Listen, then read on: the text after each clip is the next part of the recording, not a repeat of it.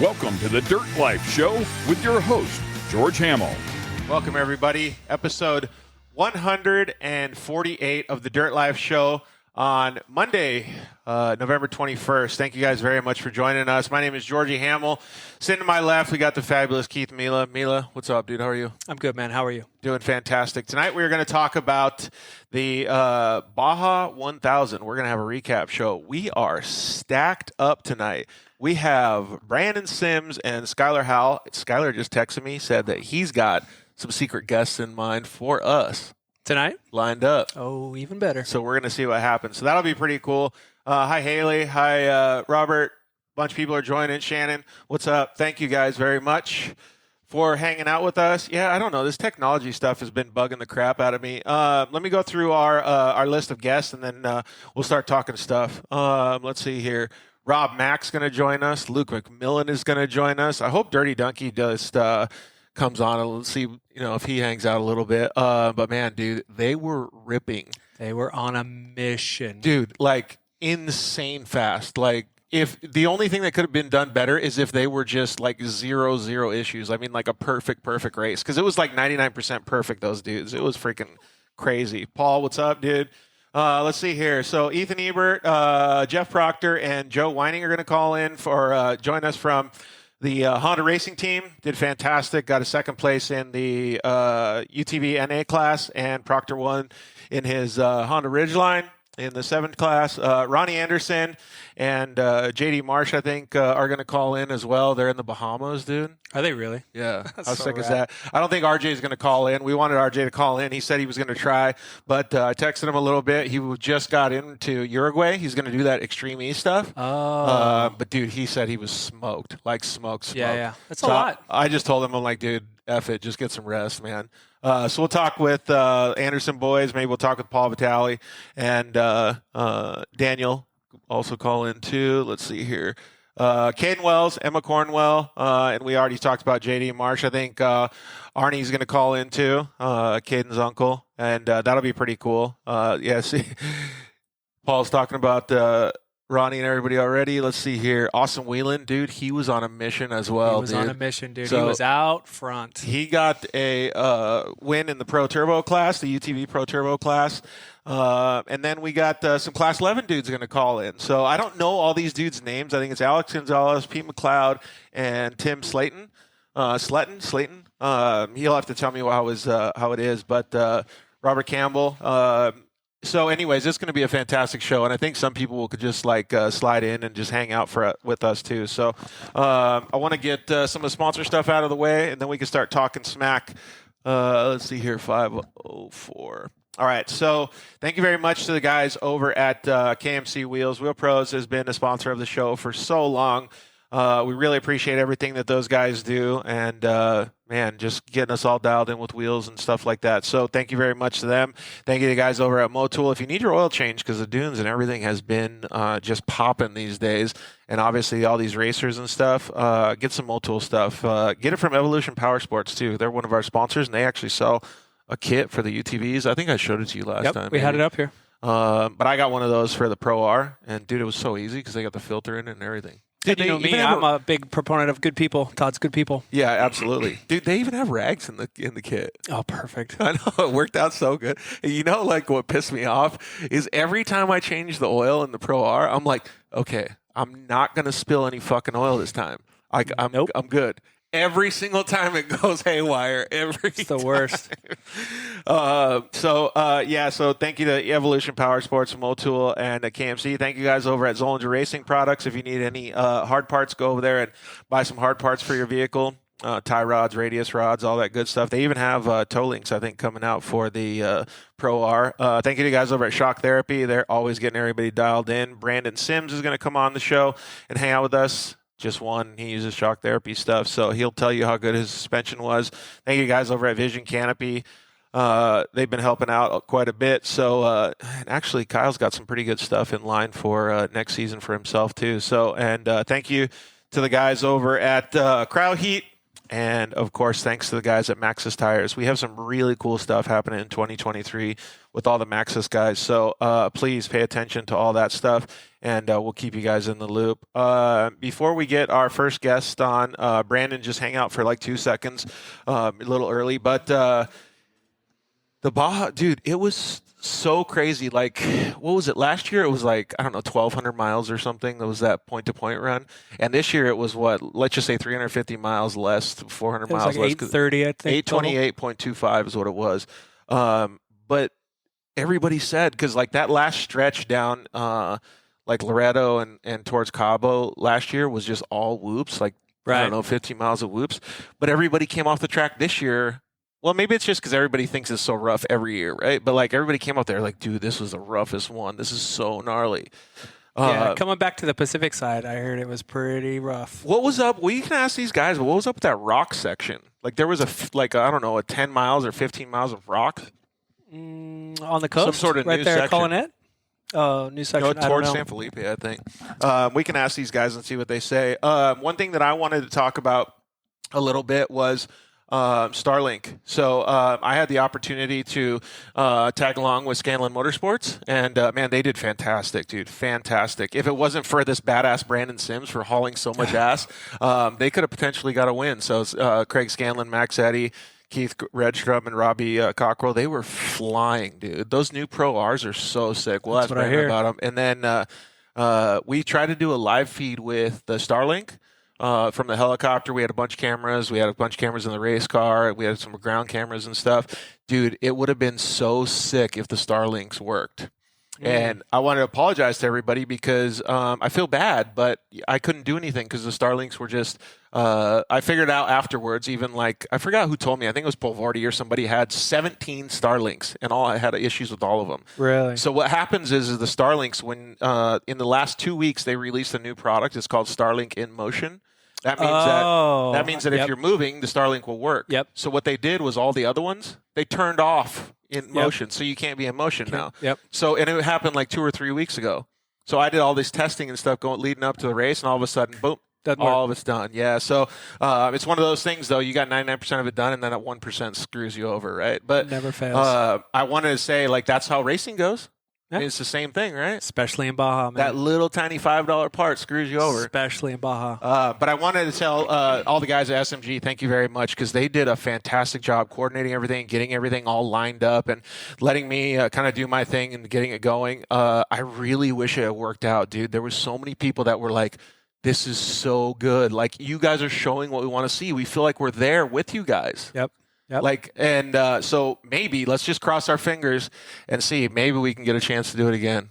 Maybe we'll get some Starlink in motions and try it again. So I would love to be able to share those experiences. I mean, how cool would it be if your chick was watching you in Mexico? Dude, it changes the game, man. It really changes the game for everybody that's not there to just be on board. Yeah, we can ask Branden, too. Like, Branden, what if his girlfriend could go down there and watch him? You know what I mean? Like, that would be, or watch him while she's up here. Yeah. She'd be like, I don't need to go. I can just watch you. Yeah, well, she's probably going to want to go to the beach. But we'll talk to them about some of the milestones that happened during the race and kind of get things going. Let's get Branden on here real quick, and then Skylar will join us in just a little bit as well. Man, it was really cool to see everybody at the finish line, though, because everybody was like, I don't know, said it was really rough, but it looked like most of them were pretty, I don't know, pretty like upbeat. Branden Sims, what's up, homie? What's going on, guys? How are you? Doing good, man. And first of all, congratulations. You were just ripping, you and Sky. Can you tell us who else was in the car, too? Because I felt bad because I don't know everybody that's out there. So when I did a driver swap, I had my buddy Eric. He's actually a DSM for Polaris, so he's familiar with the Polaris brand, and he's been working for Polaris for, I want to say, like 7 years or something like that. So he's very familiar with the brand, and he's one of my buddies that we go riding with a lot.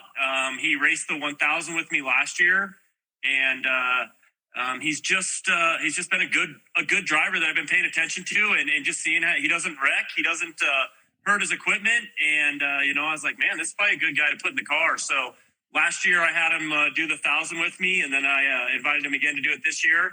And then one of my other buddies, Matt, rode with him as a navigator So they were the other two, driver and navigator in the car at 475. Right on. Man, that's cool to see, like, because he's going to keep the car alive and, do his due diligence.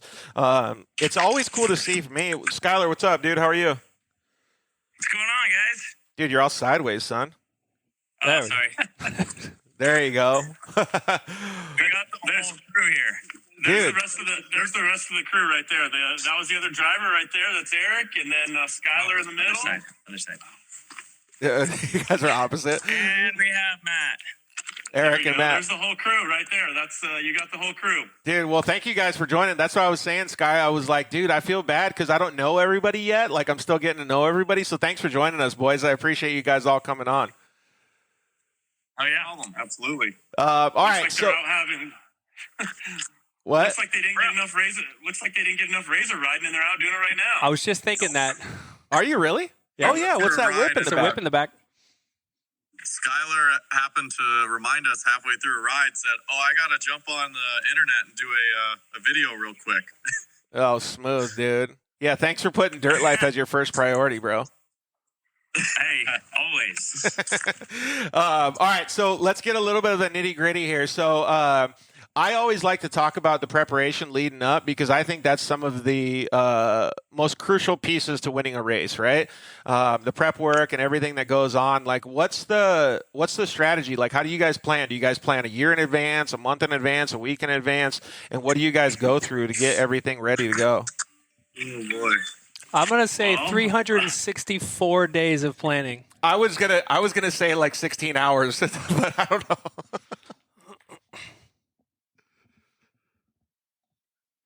Oh, we lost sound. Crap.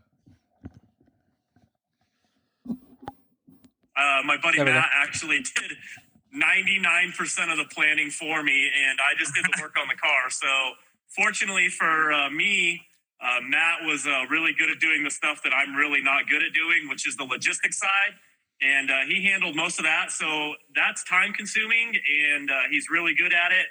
I stayed in the shop working, and that's what I'm good at. So everybody kind of knows what they're really good at when we're planning stuff, and they kind of just take charge and make it work, which is fantastic because, like I said, Matt's really good at that, and I really don't enjoy that part of it, and he does. So it kind of works out. So I guess to answer your question, we probably started planning for this about 2 weeks ago, to be honest. Yeah, that's the way sometimes it works, though, right? And sometimes it works really well like that because I don't know. I always think that sometimes when I'm more naive or when I'm on the back end of it and I don't think about it as much, I can go do better because I'm just like free brain. You're not hyper focused on it. Yeah, exactly. What's even more impressive is he does it while he's flying a commercial plane. What? Well, Yeah, he's a it's, jet pilot. Multitasking. oh wow. So you take off, So put it's it in just- autopilot, and start planning. Yeah. Accurate. Sweet. That's the hardest part, though. Logistics for Mexico is a headache, bro. It is tough. It is, especially this one was a little easier than last year's. The Peninsula run last year, that one was tough. That one took me about a month to try to figure it all out. That's a lot. That one was a logistical nightmare, dude. It was pretty crazy. Well, then you throw like a week or two of pre-running in. You're like, dude, we got to get hotel rooms someplace. Well, A week of running. What team are you on? okay, a couple days. You're still pushing it. Yeah. Matt and Skylar got to Mexico 8 hours before the race started. That we did. Oh, even better. And you came out with a win. That's legit. Yep. Pretty standard for our program. Nothing wrong with it if it works. There's nothing wrong with it if it works. So we had some notes from previous races and previous pre-running, so that helped. Yeah. Just in reverse. What about what about with the track this year? Because I don't want to say it's simple because it's never simple, right? But it's a little bit easier logistically. So you kind of got to just put your people where it's kind of standardized, I guess you could say. But you guys didn't have I know dudes like Kaden Wells, he's going to come on the show a little bit later. That dude will pre-run and pre-run and pre-run and pre-run. Just because he wants to make sure that he knows that stuff, and that works for him and his team, which is awesome. And I got to pre-run with him; they do a fantastic job. But is it easier to just show up and do the race in a I don't know, a loop race like this that's a little shorter? I mean, that's a great question. I don't know. We've never really spent any time pre-running, so it's a really tough question to answer. So, I mean, I got so out of the 830 miles this race was, I think Eric and I pre-ran, I think 2/3 of my section. Maybe not even that. We pre-ran from, the only pre-running we did was from race mile 160 to 350, I want to say. Something like that. So that was the only pre-running we did for this entire race. Wow. And you pulled off a win. That's pretty awesome. I would say it's easier to pre-run because I found myself asking Matt a lot throughout the night, hey, what's over this crest? And he just looks at me and goes, I don't know. And we just would hope. So You're just trusting. I mean, it makes you faster, though. You go faster and take chances because you don't really know what's over it. That's a roll of the dice right there. That's a gamble. Dude, like, this is the exact conversation I wanted to have because I actually wasn't I didn't fall asleep good last night because I was thinking these exact same things. I'm like, there's people that pre-run thousands of miles before, and then there's people that pre-run 0 miles, right? Like, so I don't even know where I would go in between that. And they're kind of saying the same as me. Like, if I didn't know, I would just keep going. But then I saw this video on Instagram at night where a UTV like went off a cliff and just like dove into a wash. Yeah. Did you guys see that? Race mile 180, I think it was. I saw that many times that were just like that. And I went, oops, sorry, Matt, almost killed us. And he's like, it's okay. We'll nail the next one. Yeah. I mean, I think a lot of it's reading the terrain. We don't get to pre-run any of the best in desert races. I don't see how it's really any different. That's I mean, besides finding good lines and stuff in Mexico, I don't think I go any faster or slower whether I pre-run or not. I mean, when you race any other race that doesn't have pre-running, we still have to push the limits and make probably bad decisions. I mean, I'm so used to racing best in desert and anything in the United States, we don't get a chance to pre-run. So, I mean, in my opinion, it's no different. Besides, I mean, it is nice to mark some certain dangers and G-outs. But, I mean, I don't think it's the difference between winning or losing a race. I mean, maybe in the trophy truck class, I don't know. I've never raced that class, so it's hard to say. But we've done really good without pre-running. Maybe we'd even be faster with pre-running. I have no idea. Yeah, that's a good point to make. Like, well, I'm of a different belief because I'm from the part where we did pre-run for weeks on end, and like in San Felipe, where there's just lines everywhere, and you get a cameraman who's on the corner, and he'll watch 2 lines come together where someone just came up behind him and snuck up. That's where the benefits are. But I can't hold a candle to you because you guys show up and win. So I'm not even going to say anything about that. It's a good plan to have since it works for you.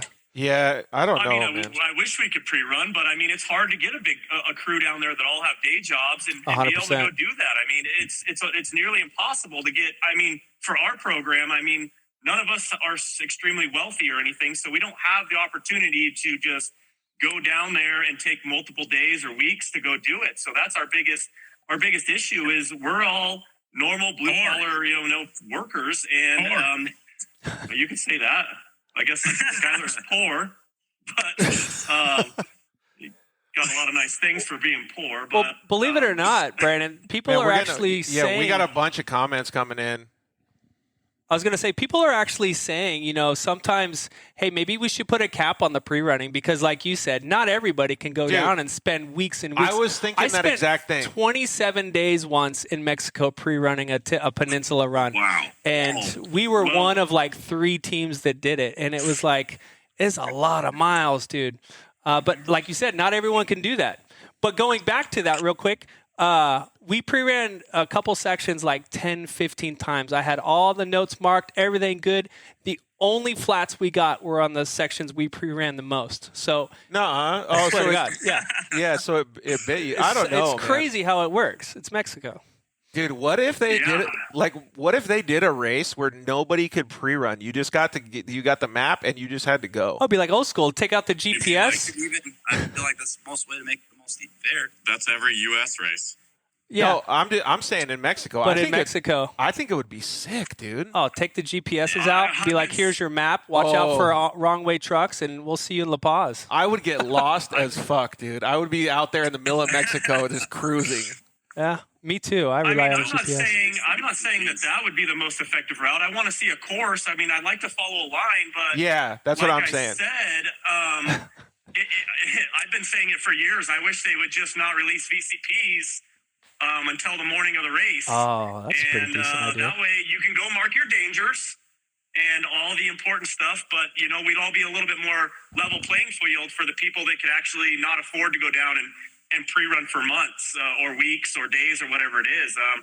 But I know that a lot of people enjoy the pre-running side of it, and it's fun and everything that goes along with that. It's just hard to be on a level playing field for a lot of the teams that don't have the ability to go do that. Yeah, I agree with that. I agree with that too. We pre-ran how many miles, and we got first by quite a bit of time. Dude, yeah, exactly. Hey, so check this. I think this is going to be a good topic that's probably going to keep going on through most of the show tonight.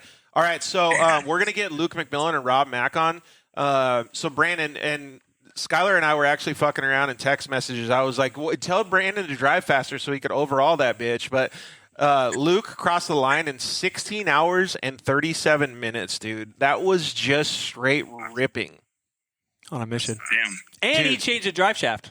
Dude, that's so fast. And then, so the fastest UTV was Branden, and it was 4 hours and 3 minutes after that.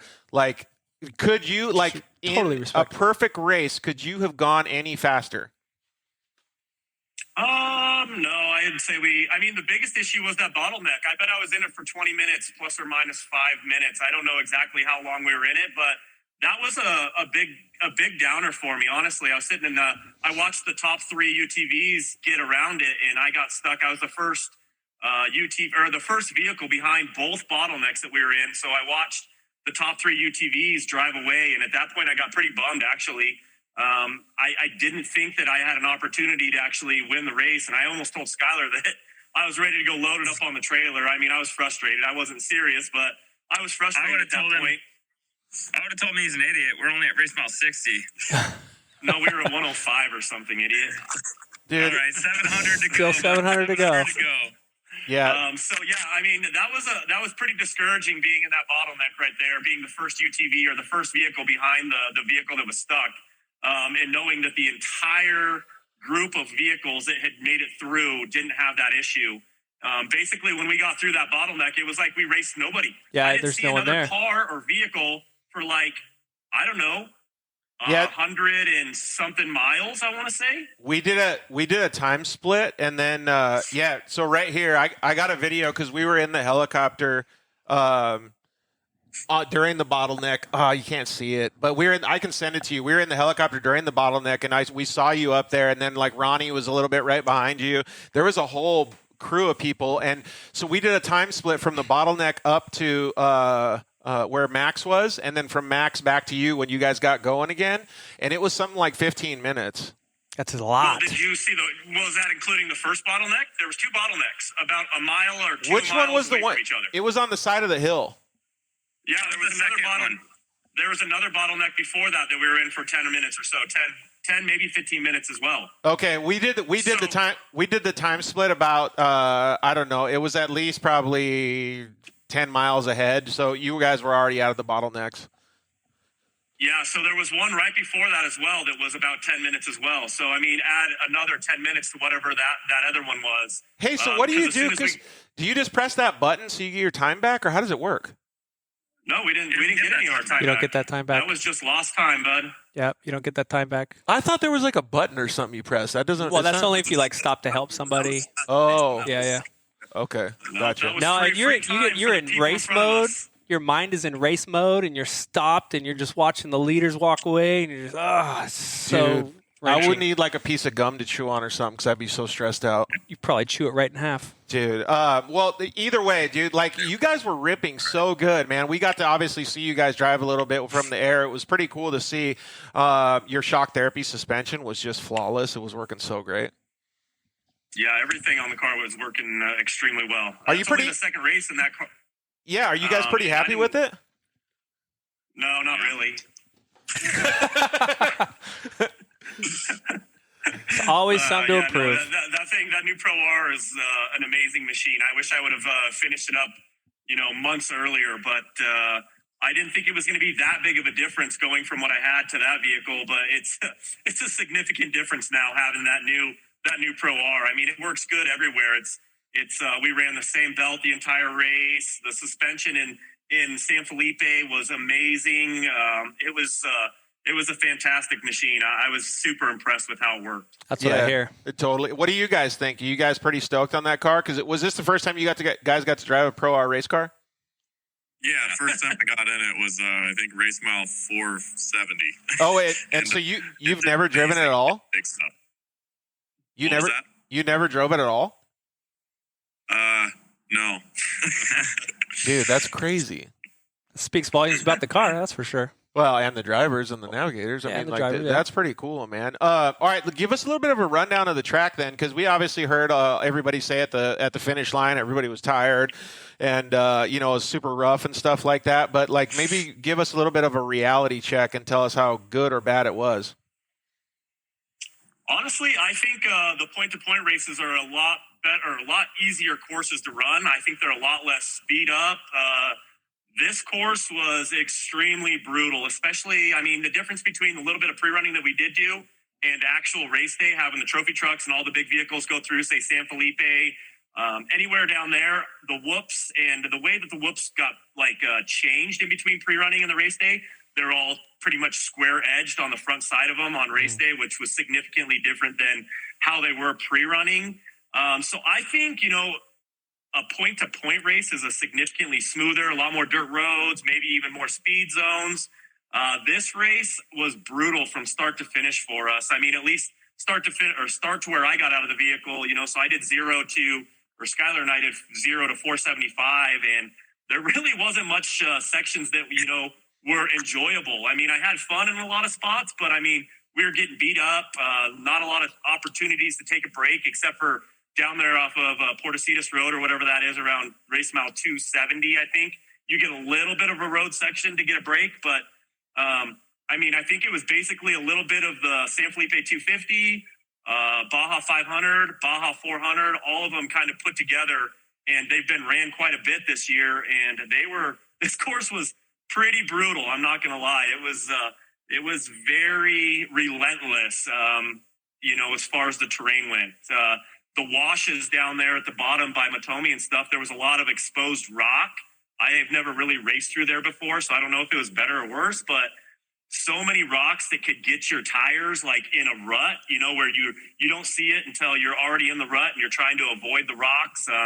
So there's just a lot of opportunities for flat tires I was noticing, and just a lot of terrain that was rough.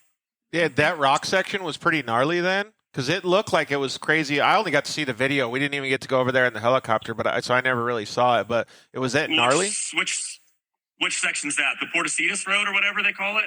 Portecitas is at the bottom of San Felipe. What race mile? Honestly, I don't remember. I just remember it was 10 miles long or something, 15 miles long. Yeah, that's where we made. I think that's where we made up a ton of time. I said we got nothing to lose, so we just went for it, and somehow didn't get a flat, and Skylar didn't get to see any of this course because he didn't pre-run with me, so all of it was new, and I'm like, man, wait for this. We've got more whoops and Rocky whoops coming up, and the Rocky whoops, those are pretty cool.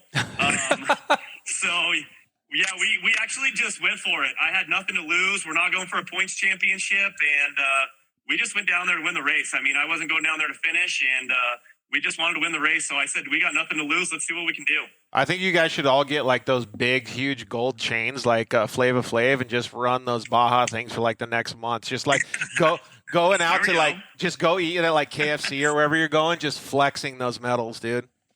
Yeah, there we go.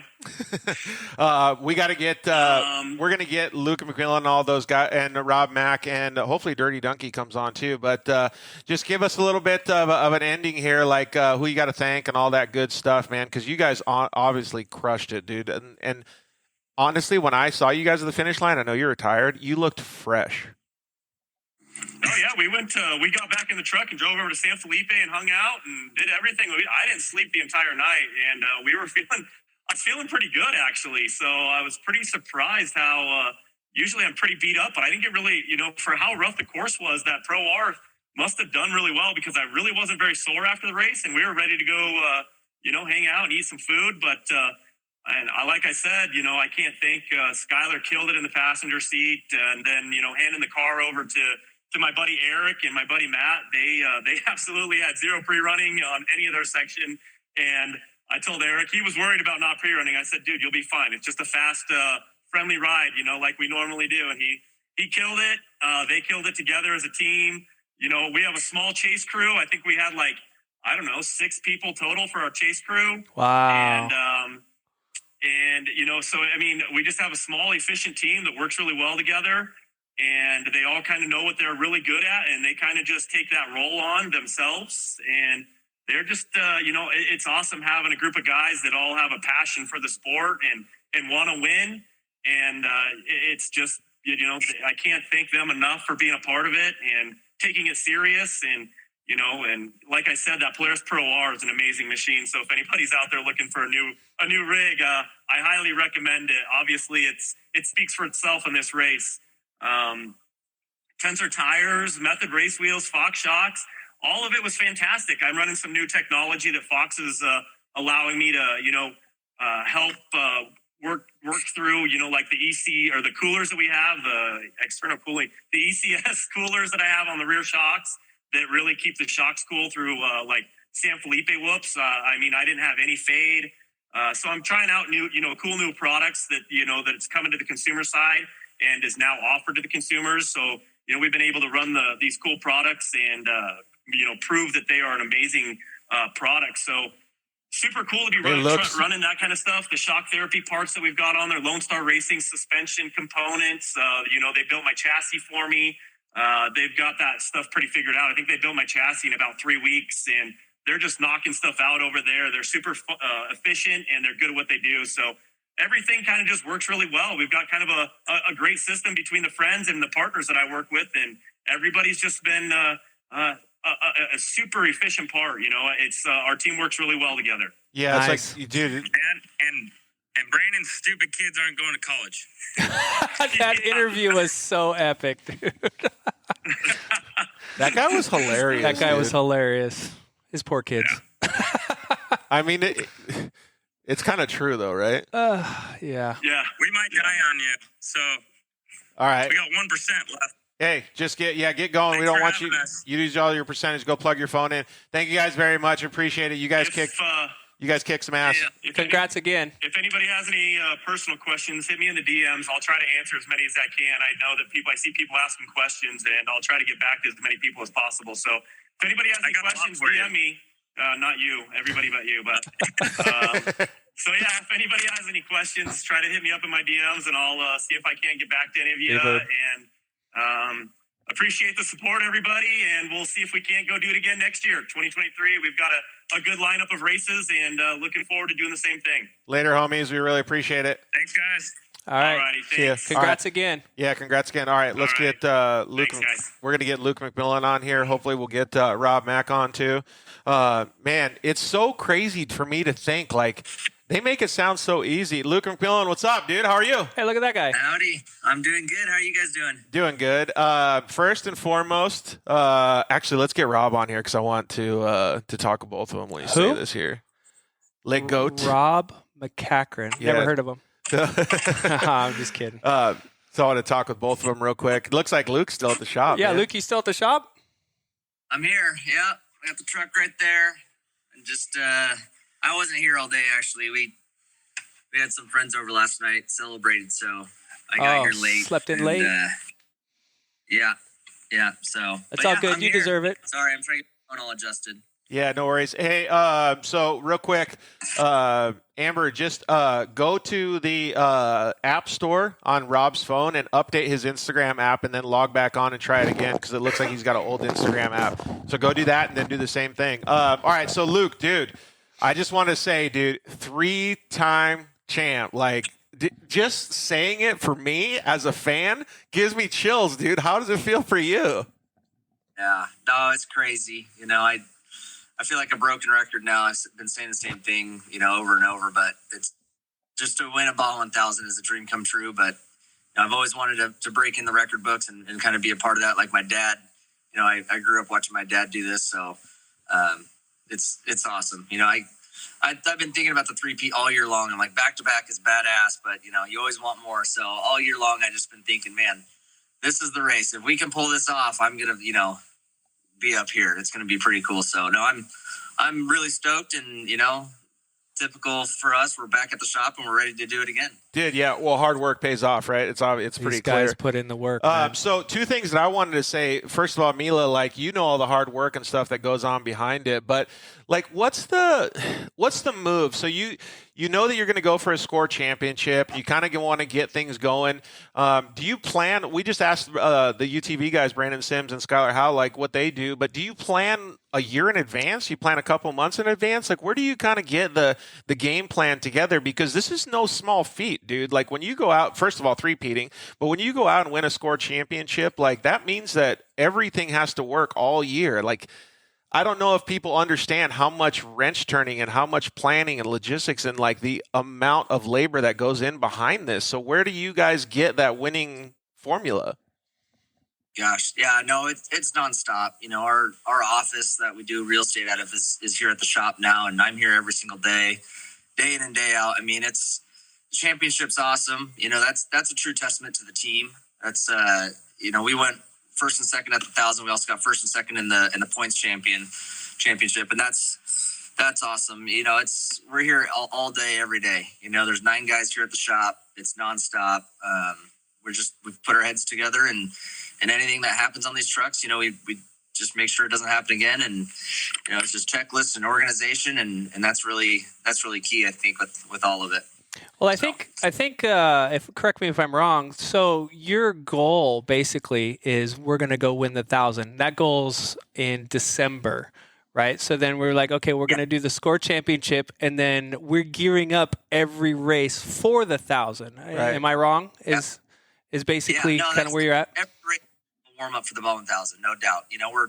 We go out, we run a certain amount of miles, and we'll take the truck back out to the desert to make sure we can get up to 1,000 miles, checking parts and all that kind of stuff. But every race, it's all about preparing for the Ball 1,000. So it's kind of a nonstop, as far as preparation goes. It's year round, and it's been my whole life. So yeah, there we go. What's up, Who's Rob? that guy? Rob Mack, the GOAT. What's up, dude? How are you?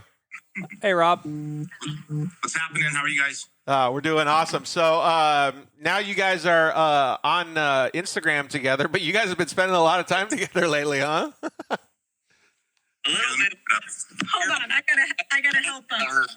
Opposite parts of the course. We were for 10 days, but Rob was down doing his section, I was doing mine. So we actually didn't spend too much time together till the very end there. Till the day before the race, and even then it's all nerves and just getting ready, and then a little bit of celebrating after. But Rob was down putting the time in his section, and I was in my section, so not too much time together. Can you guys give us actually, since Luke's already been on for a little bit, Rob, can you give us first of all, thank you, Amber. Can you give us a little bit of an understanding how some of this stuff comes together? You've been doing off-road racing for a long time, and you get the opportunity to drive an all-wheel drive trophy truck for one of the best teams with the McMillin boys. How does that go? Like, do you say, yes, absolutely, I'm ready to go? What's my role in this? How do I help you secure a championship, a win? Like, where does it all come to fruition and come together? Well, it started last year, probably before the 2021 Baja 1000. Luke called, reached out, and asked if I was interested. I pretty much called him back a day later and says I'm in. And last year, 2021, when we finished in La Paz, we were celebrating, and about the end of getting ready to leave, Luke said, you in again? And I said, absolutely. So, these Baja 1000s are, there's a lot of, it's a huge undertaking. And I've said this so many times, Luke is a lot like me. And, we start preparing for the Baja 1000 basically yesterday. And it's just year round work. Very important to dot your I's, cross your T's. It was an honor, honestly, when Luke called and to race with this team. And a lot of you guys know just the history of the McMillin family and the team and everything that, they're spot on with everything. And it's a pleasure to race with them.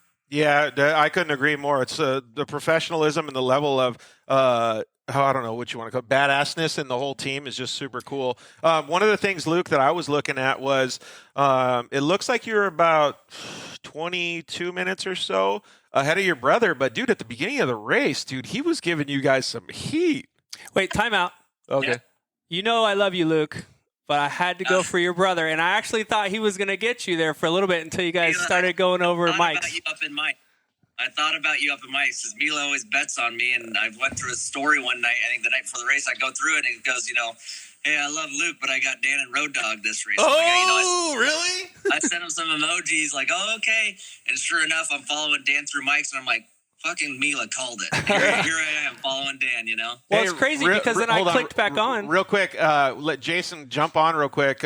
Jason Duncan, jump on. I don't know if you can do it, but just request to join real quick. We'll get you on too. Because Jason sat in the passenger seat the whole race. Ironman did. Jason's a bad dude. So crazy. Jason went right when I left Tisco. Jason jumped in with Gary. And then right when I left Tisco, Luke... They painted the 9 truck gold, and Luke went out and just killed it in that truck. I think there was a problem, if I remember correctly. But that's when I started liking Luke because I said, if that kid can get in the trophy truck then and do damage, that's when you got on my radar. Yeah. Crazy. Dude, he was just shredding. Cut out there for a bit. Hey, Rob, so who did what portions of the race? Because I didn't know any of that stuff. So going back to speak about Dan was hauling the mail. He was all over me right from the start line, and he actually got ahead of me going down the Corridor Molina. We got a flat tire, and then we were able to get him back. He had a little bit of an issue with the motor that kind of went away, but he got in front of us. But, it was I started the race, ended up going all the way to Morelia Junction, and that's where Luke got in. We had a little bit of an issue. We lost the drive shaft down by about mile 270 or 265. Out of the truck, and Duncan and I got out and changed it. Took us about 20 minutes, and at that point, I know how bad I would want to win. I want to win the Baja 1000. It was 3 in a row for Luke on the line, and pretty much decided when we got the truck going again that I needed to start pushing right away. Dan ended up being first truck on the road down there in the washes. Bryce had a transmission issue, had to pull over and get that changed. And then Cameron lost a transmission. But, it was definitely, Duncan did an incredible job riding with both of us. I thought he was a little bit crazy. I think he wanted to solo the 1,000 last year, and I think Luke talked him out of it. But this year, he won over, and he did a heck of a job, and I give him a lot of credit for sitting over there that whole time. Dude, Jason. It's a lot of miles. I was going to say, Jason, how does your butt and your back feel?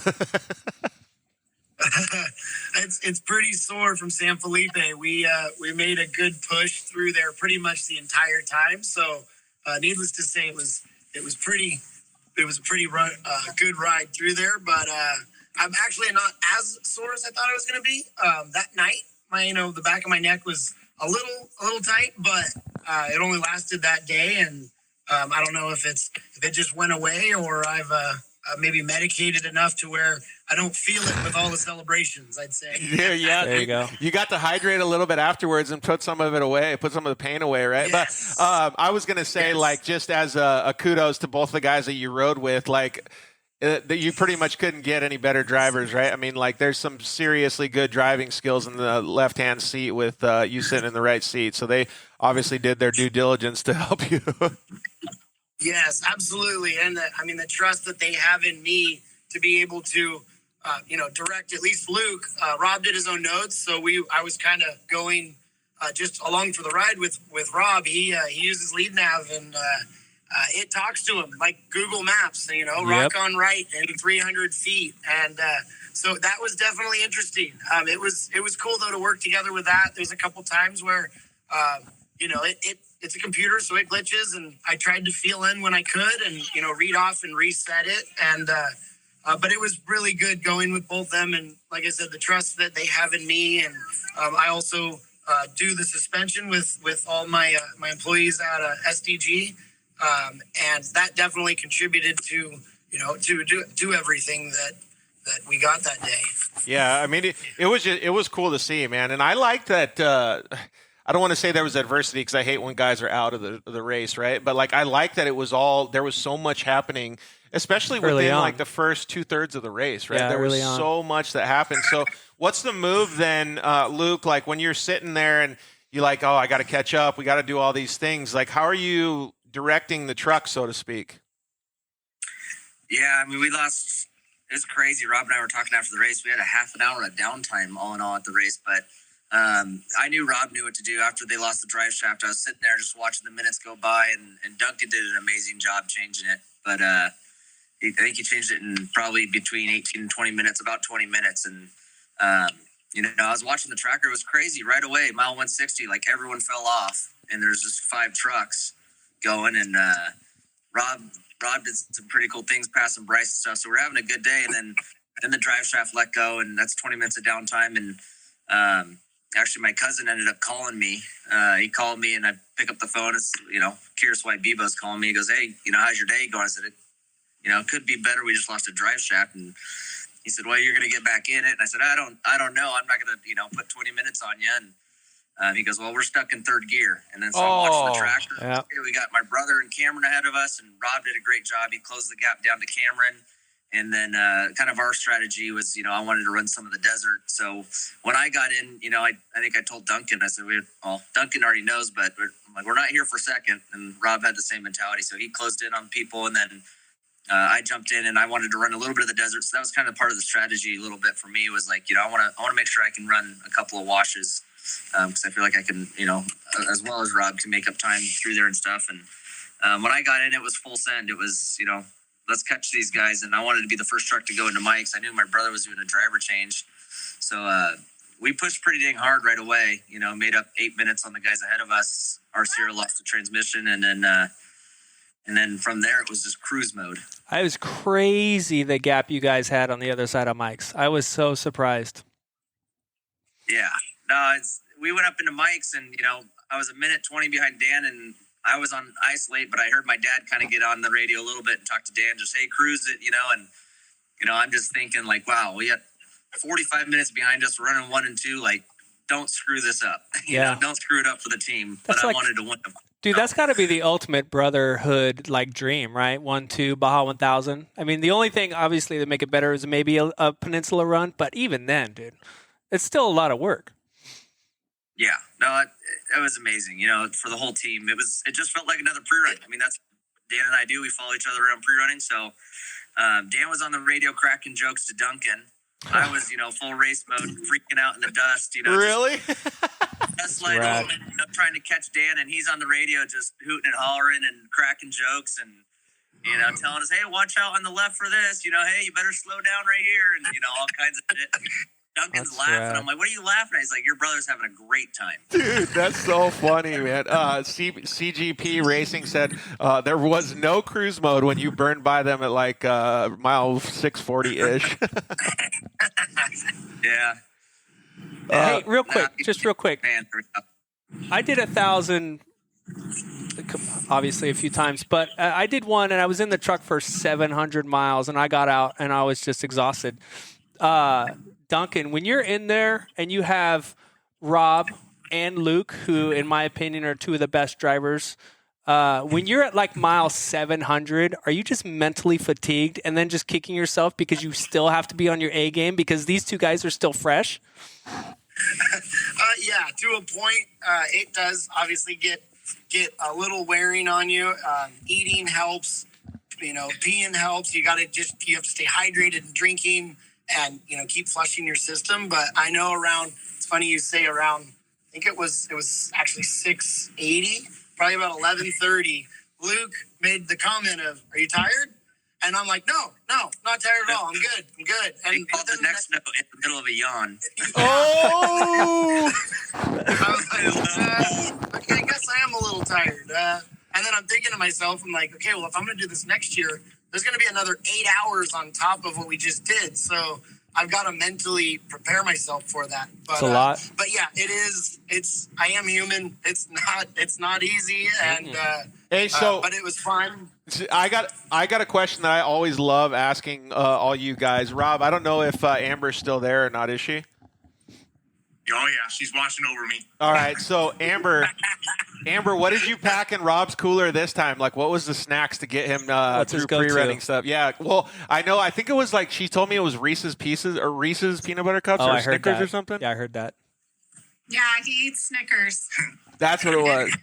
He has to do. People think, the classic thing is they ask him, "Hey, what did you do to prepare yourself for the race? What do you eat, Rob? What's your exercise?" And he likes his snacks, and he doesn't eat the way you guys think. And his exercise is basically wheeling all the time. That's about it. Okay, so I support that. Yeah, I support it 100%, man. So the key to being the GOAT is just eat Snickers. So Mila, get on top of it, dude. Go get some Snickers and drive fast. All right, so let's switch it over to you, Jason. What's your go-to for all the food in the truck or leading up? To be honest, normally on the short races, I won't eat. A little disclaimer that my worst fear is having to go to the bathroom and not number one. So I'm the Mark Wyrick at Parker. But it was actually kind of funny this year. I was really comfortable, and I know going up to it, I was eating really good. So I know when I sat down with Rob at the driver's meeting and I opened a Pizookie, which I don't know if you know what a Pizookie is, but it's a chocolate chip ice cream or a chocolate chip cookie with ice cream on it. And he says to me, "Do you have a catheter for that?" I'm like, holy crap. But I know it's, eating well. Obviously, I went to Stella's, had some chicken Alfredo to carb load the night before. And then throughout it, I have a Cliff Bar or those like energy packs. Just nibbling throughout the day definitely helps. Keep you alert and mental. And so this time I did have the Cliff Bar. The white chocolate macadamia nuts are my favorite. Yeah, that's good, dude. All right, so Luke, what's your diet going into the race and then through the race, like in the truck? Goo packs. Gotcha. Diet, I don't know. A lot of Valley Tea tacos. Yeah. A lot of Valley Tea tacos. Those are my favorite. San Matias burritos in the morning. So a lot of that. Wasabi almonds, always snacking on those pre-run stuff. But in the truck, it's usually a Cliff Bar. Dude, that's my kind of guy, dude. I try to eat and drink as much water as I can. Yeah, absolutely. And I have two drinkers in the truck, and at the 1,000, I put them both, fill them both with water because I said, Rob, you drink out of the left one, I'll drink out of the right one, so we both can have water. But at the longer races, I'll do one with water and the other one watered down yellow Gatorade. So get some electrolytes and some sugar. So that's kind of what I do. But I think the biggest key in the truck, and Rob said it, and I noticed it too, is just drink as much water as I can in the truck. The more hydrated you are, you're just going to think more clear, and you got to eat. I used to not eat. And when I was back testing with the Dakar team, the minis and stuff, I was talking to all those guys, Peter Hansel and all those guys, and they asked me, "What do you eat?" And I said, I don't eat. I have a sip of water every now and then. And they just looked at me and they said, "You can't do that." I said, "No, I feel fine." They go, "Nope, you're not performing as good as you can if you're not eating or drinking water the whole damn time." So not at all. I started, I'll do a Cliff Bar every now and then. Duncan's crazy. He doesn't eat nothing, but yeah, I don't know how you guys do it. Like, couldn't do dairy the night before the race. I love asking these questions to see where people are at. It's so all over the board. So just a quick story. Like I have done an Ironman. I used to do long distance bicycle events and triathlons and stuff like that. And we have to have such a strict diet, especially like on race day and stuff like that. So I love hearing what these guys eat. But I tell you what, after I did my last Ironman, I crossed the finish line and I said, "Fuck this! I'm never doing it again." Went straight and got tacos and have never quit since. I agree with that. Duncan, tell them the story about the pit with your hydration. You're on mute. You're on mute. You could tell it. You were on mute. So, speaking of catheters, at the first tire change, of course, it fell off because normally when I get out and I'm like Tasmanian Devil, you step on around it. The truck, it falls off. And it did. So I didn't pee from the first pit stop until hole in the wall when we came back around up before the goat trail. And wow. At the time we were troubleshooting like water pressure. It's just so cold that the water pressure got kind of low, and I'm talking and I'm on different pages and I'm looking at stuff, and we ended up getting a flat. And I should have stopped and peed then because we had enough time, but I didn't. I waited till the speed zone, and I told Luke, "Don't look over here." I unzip and I peed just on the floorboard, but it's not in one little location. It's everywhere. And we stop. They take the skid plates off. We're looking for a water leak. Oh, no way, dude. And I didn't think about it. They pop up. Did you go through any puddles? Like, yeah, kind of. And then they're like, did you just pee? And I'm like, oh, yeah, everywhere. No way. Epic. Yeah. So that was it was pretty funny this morning. I went by the shop, and the shop guys are like, thanks, Doug. Yeah. You're definitely dehydrated. We didn't think of it. They pull in, we're looking for a water leak, and I don't know how I didn't remember that he just whipped it out and just peed everywhere. Like, wow. We're just like, oh yeah, he did pee. Oh my God. That's so rad. Hey, Jason, I'm sorry, but this is going to be the clip that makes it onto the social media that we're all going to share, dude. No problem. I had to do that because it was so cold. Earlier in the day when it fell off, obviously, I peed, and you'd think it'd make you warmer. But because it was so cold outside, I'm like, there's no way I'm peeing myself. It's going to be frozen. Dude, that's hilarious. Oh, man. Going through the years, Rob, though, you've probably seen so many funny stories like that, but this is a good one for sure. Yeah. Definitely good times with the McMillin team, and Duncan's a crack up, and I was even telling stories during the race, telling them some stuff that back in my days and having fun and stuff like that as we're going on the race. So it was pretty chill. When the team was as prepared as well, and I think Luke can elaborate on that. I think leading up from the Baja 400 all the way up to the Baja 1000, I think everything went really, really well in preparation for the race, and I think everybody was just calm and level-headed, and the race just flowed really well. Yeah, it's crazy when you think about it like that, because, there's so much that goes into it like we had just talked about, but when you have that level of professionalism and how you guys actually worked as a team, it really does make it feel like it's easy after it's all said and done, doesn't it, Luke? Yeah, for sure. No, the team works really well, and like Rob said, it was the preparation up to the point. I mean, organization's everything. It's the key to success, I think. I fully believe that, and so leading up to the race, it was pretty figured out on what we're going to be doing, what parts we're going to be running, exact timeline we're going to be prepping on. Everything's called out and organized, and the guys do a great job following kind of the protocol, and it's just a recipe for success, really, if you just do it in the most organized manner you can, and know what you're doing and have a plan and stick to it. All right, I think the synergy, real quick. I think the synergy too, right? So you guys, right. I know Duncan and Luke, Bree and Jen hang out, and they hang out all the time. And I know between you and Rob, I mean, it's such a great synergy. I mean, that only adds to the preparation they have. That you can't fail with that. Yeah, it really is. Hey, so we only got, I think, about 2.5-3 minutes left. I kind of want to go around and ask, Rob, why don't you start, and then we'll end with Luke. What was your favorite part of the whole, well, you're probably out there for a week and a half, 2 weeks. What was your favorite part of the whole experience this year?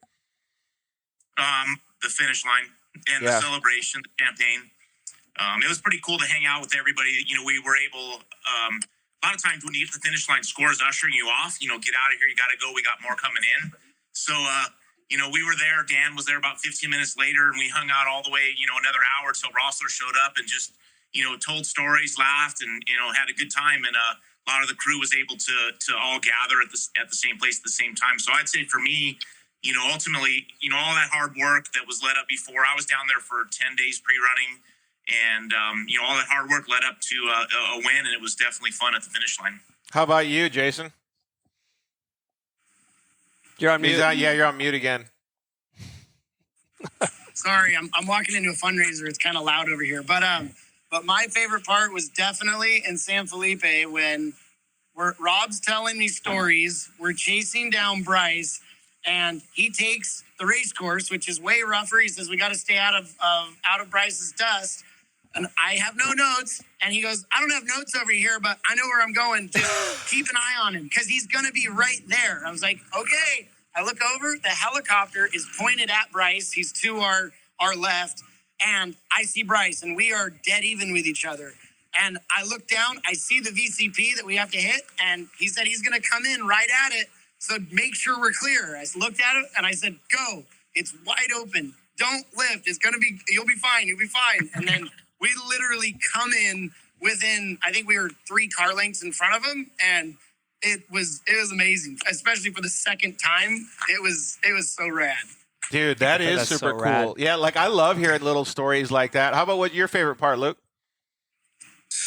I mean, obviously the obvious is the finish line.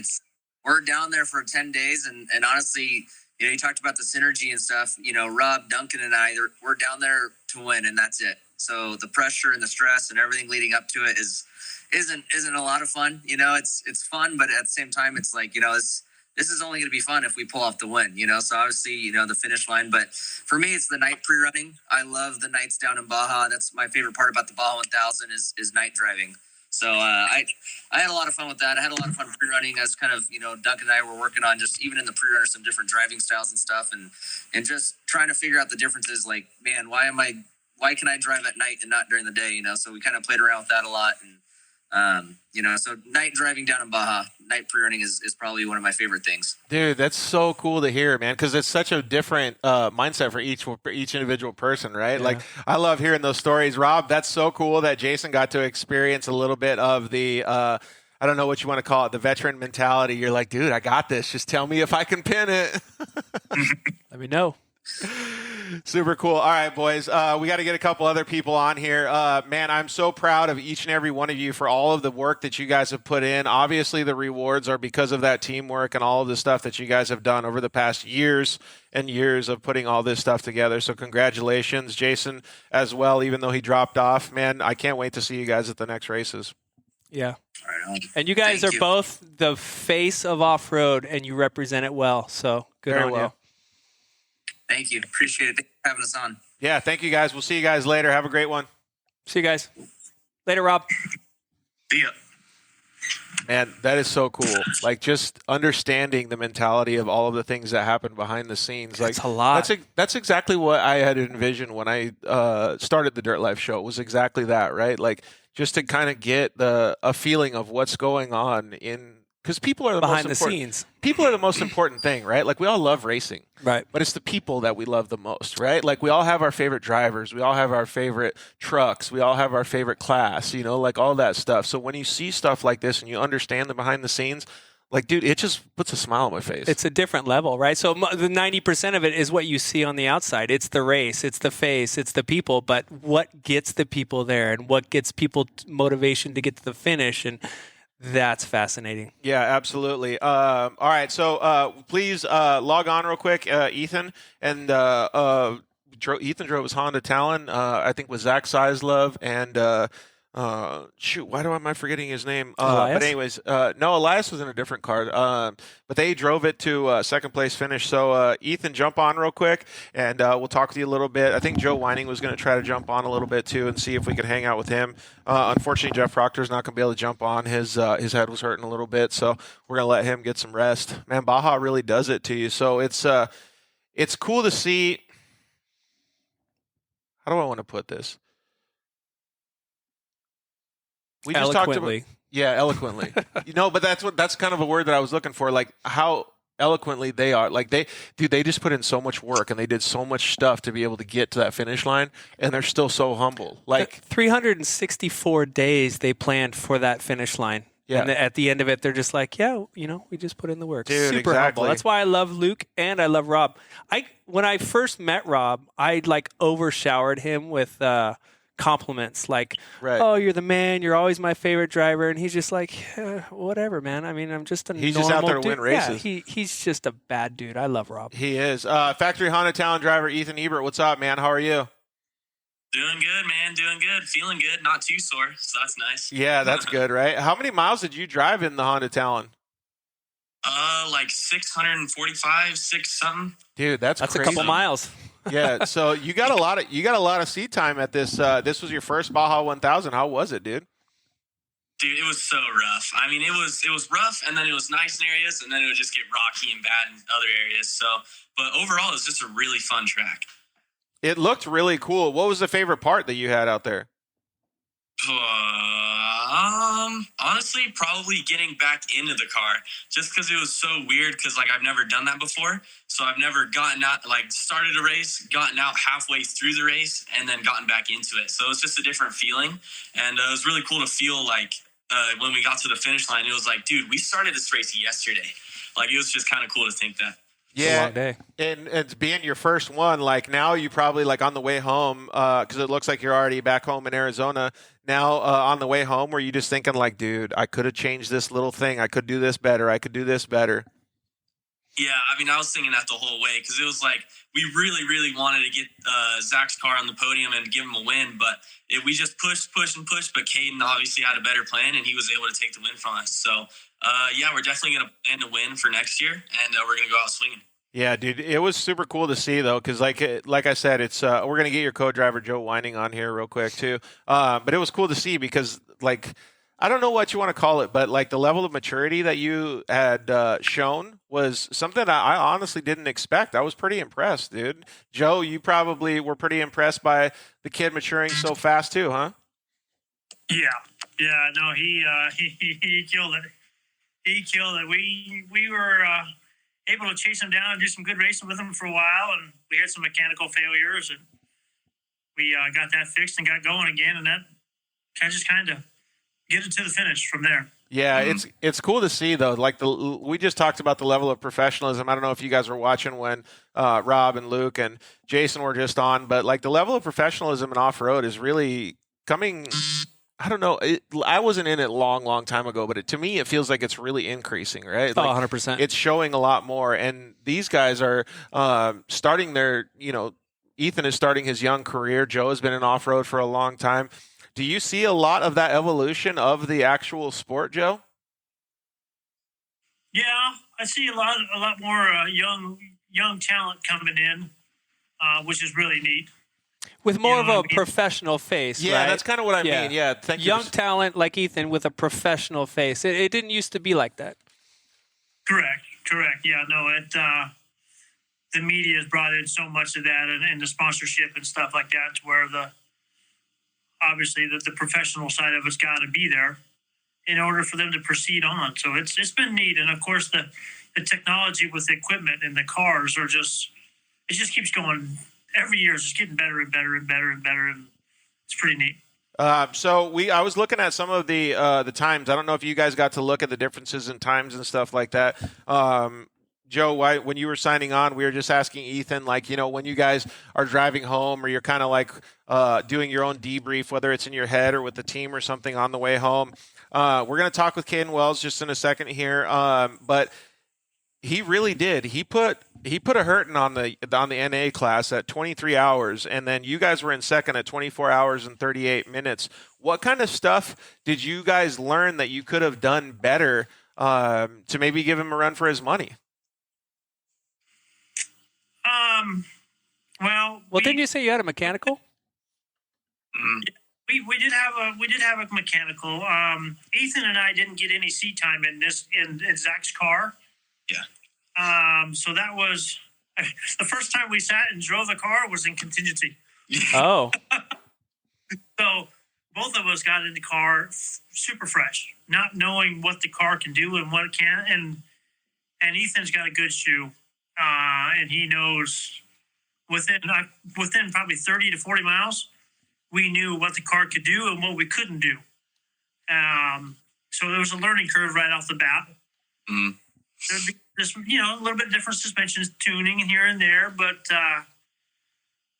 yeah, like I say, and we did have a slight mechanical failure that put us down probably 40 minutes. And so, Ethan, like for you, like as the driver, like what kind of stuff do you think you could have improved on? Honestly, I probably could have improved on more of the technical stuff. Kaden Wells just chimed in and said mile 80-ish that you blew his doors off.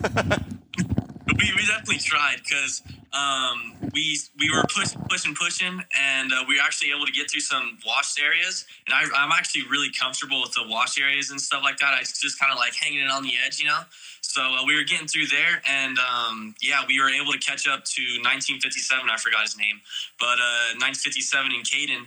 And we were like, dude, I mean, the dust was gnarly, so we just kind of hung back, and all of a sudden it got really technical. And then we see Aiden and the other car in front of us, and we were like, oh, dude, we have an opportunity. Let's try to make it. It says Joe Bolton, 1957, Joe Bolton. Yeah. Oh, yeah. I know him. So, Yeah, that was really cool. But yeah, maybe just get through the technical stuff better, and then maybe we could have been closer. But I mean, Kaden ran a flawless race. So Yeah, I like to him. that. Dude, spoken like a professional, right? Like he understands. But that's cool, man, because that makes it so that you understand what you got to do to get better. What was some of the things that you take away the most from this, like understanding? Do you think like man, I got to be in better shape, I could drive better, like were your cognitive reflexes good? Like what kind of stuff do you think you could give advice to other people or other kids that are entering like their youth program to be a professional desert racer? Just to keep your mindset of going forward and not looking back on stuff. Like, say if you blow a corner, like, oh man, I blew that corner. Oh well, we always have another one in front of us. So just to kind of keep your mindset moving forward and just logging miles instead of going backwards in miles is what I can honestly kind of improve on. Just because I kind of think back on a lot of stuff like during the race, like, oh, I could have done this or I could have done this. So if I just keep my mindset going forward instead of backward, I think that would be way better for me. Yeah, Joe, like you can definitely vouch for that one. Being moto guys, like a lot of moto guys here on the show, the best thing about a motocross racer is they can forget really quickly what happened in the last corner. Yeah, no, it does no good to sit there and dwell on that last corner because it's in the past. You can't change it. It's already done. Mm-hmm. So you just got to push forward. You know what I mean? And it's tough for a lot of people to get over that. But like I say, it's beneficial to be able to just keep going forward. That's why the windshield's so big and the rearview mirror is so small. Exactly. Dude, I love that. That's man. a good analogy. Well, Joe, you've done a lot of races like this in the past, and you've obviously shotgun with some very, very high-level drivers, including Toby Price and a bunch of other guys. But when you are sitting with, we're going to call Ethan a newbie, I guess is a good word for it. When you're sitting with somebody like him, what kind of advice do you give him to be able to go through such a long two-stint 600 and something miles in an 828-mile race? Well, Ethan's a good driver. That's, you know what I mean? You kind of get a feeling for him right away when you're riding with him that, yeah, I'll continue riding with him, or no, I don't want to continue riding with him. But I try not to tell him too much because he's actually pretty damn good. But I try to do some pointers here and there just to make it better for both of us. You know, we raced 600 and some miles the other day, and it's tiring, especially in the UTV. It's tough. Those whoops in San Felipe are 4 foot deep, and we're on a 32-inch tire car. So it's like I say, it's just kind of be cool and serve the car and get it there. That's the main thing. It's just survival. It's kind of got to be there at the end. Yeah, it's kind of wild to think about too. Like the differences, like Rob and obviously Luke and everybody because they're going wide open through those whoops, and then you get a normally aspirated UTV going through there. It's a completely different world, right? Completely. And actually, we're going to have some Class 11 guys come on the show in just a little bit, like talk about a different world, right? So we just asked Luke and those guys because I am always into this. Like, what do you guys do for snacks and stuff when you're in the car or when you're preparing for the race? So I met with the nutritionist before this because the last race I wasn't able to continue just because I got heat stroke and was really badly dehydrated. So we had a brand new plan for me to go on and all these electrolytes and all that stuff. But honestly, my favorite, it was like this little green it's almost like go-go squeeze, you know, that like applesauce stuff. And it was pretty much like that, but it just had carbs and all that stuff in it, and it's actually really good. So I would eat one of those like every hour or so just to kind of keep my body and fuel and mind running perfectly fine. Dude. And an electrolyte drink instead of just plain water. Yeah, exactly. Yeah. And Joe, you're a veteran at this. What do you usually do? Just Coke and sunflower seeds? No, it's funny because I was listening to Rob McCachran and Jesse Jones and I used to do the same thing. A Snickers bar. Yep. You know, a Snickers bar's got chocolate. It's got peanuts. You know what I mean? And I pop up like a half of an ibuprofen, you know, a couple times during just a long day. Just to thin the blood a little bit, yep. Snickers bar here and there, and obviously fluid. Just, you know, just like those guys were saying, just keep, I couldn't tell you how many times I was peeing, through a catheter. Yeah. Just keep hydrated, and just keep flushing. Yeah. And you guys, in the Honda cars, they use the fluid logic system, so that's like super crucial. Super. So yeah, just a little funny backstory. The reason I said that was when I was just becoming a Supercross racer, Joe was the mechanic that drove myself and a guy named Eric Anderson up to Seattle for a Supercross race. Really? And I've never seen a dude drink more Coke and eat as many sunflower seeds as Joe did while we were driving up there, dude. But I'll never forget that. But I'll also never forget how awesome he was to have with us the whole time. That's cool. But so yeah, it's kind of cool to see, like, and as he matures, he's helping out all these new racers and kind of going with the programs and stuff. It's really, really neat to be able to see you evolve as well, Ethan. What was your guys' favorite parts of the actual race? Not like leading up to it, because I know you guys had some fun outside the race too. Like in the actual race, I'm not too sure. It was pretty fun, like racing with Kaden and those guys just in the washes, just because it was almost like short course again. So it kind of got my mind racing to like, hey, get to the checkered flag like at the end of this lap or whatever, just kind of battling for the win. That was honestly my favorite part, just because it was like we were all in a line, kind of like a train, and I got by him and then I got by Kaden. So it was really cool. Yeah, actually, that is super cool, because you never really get to get door to door all that much. Like in 828 miles, you probably get door to door, I don't know, on an average 10 times or something, right? Like that's Maybe. cool. That's cool that you got the opportunity to do that. For sure. It gets the adrenaline going. Joe, did you feel like you were doing short course with sitting in the passenger seat?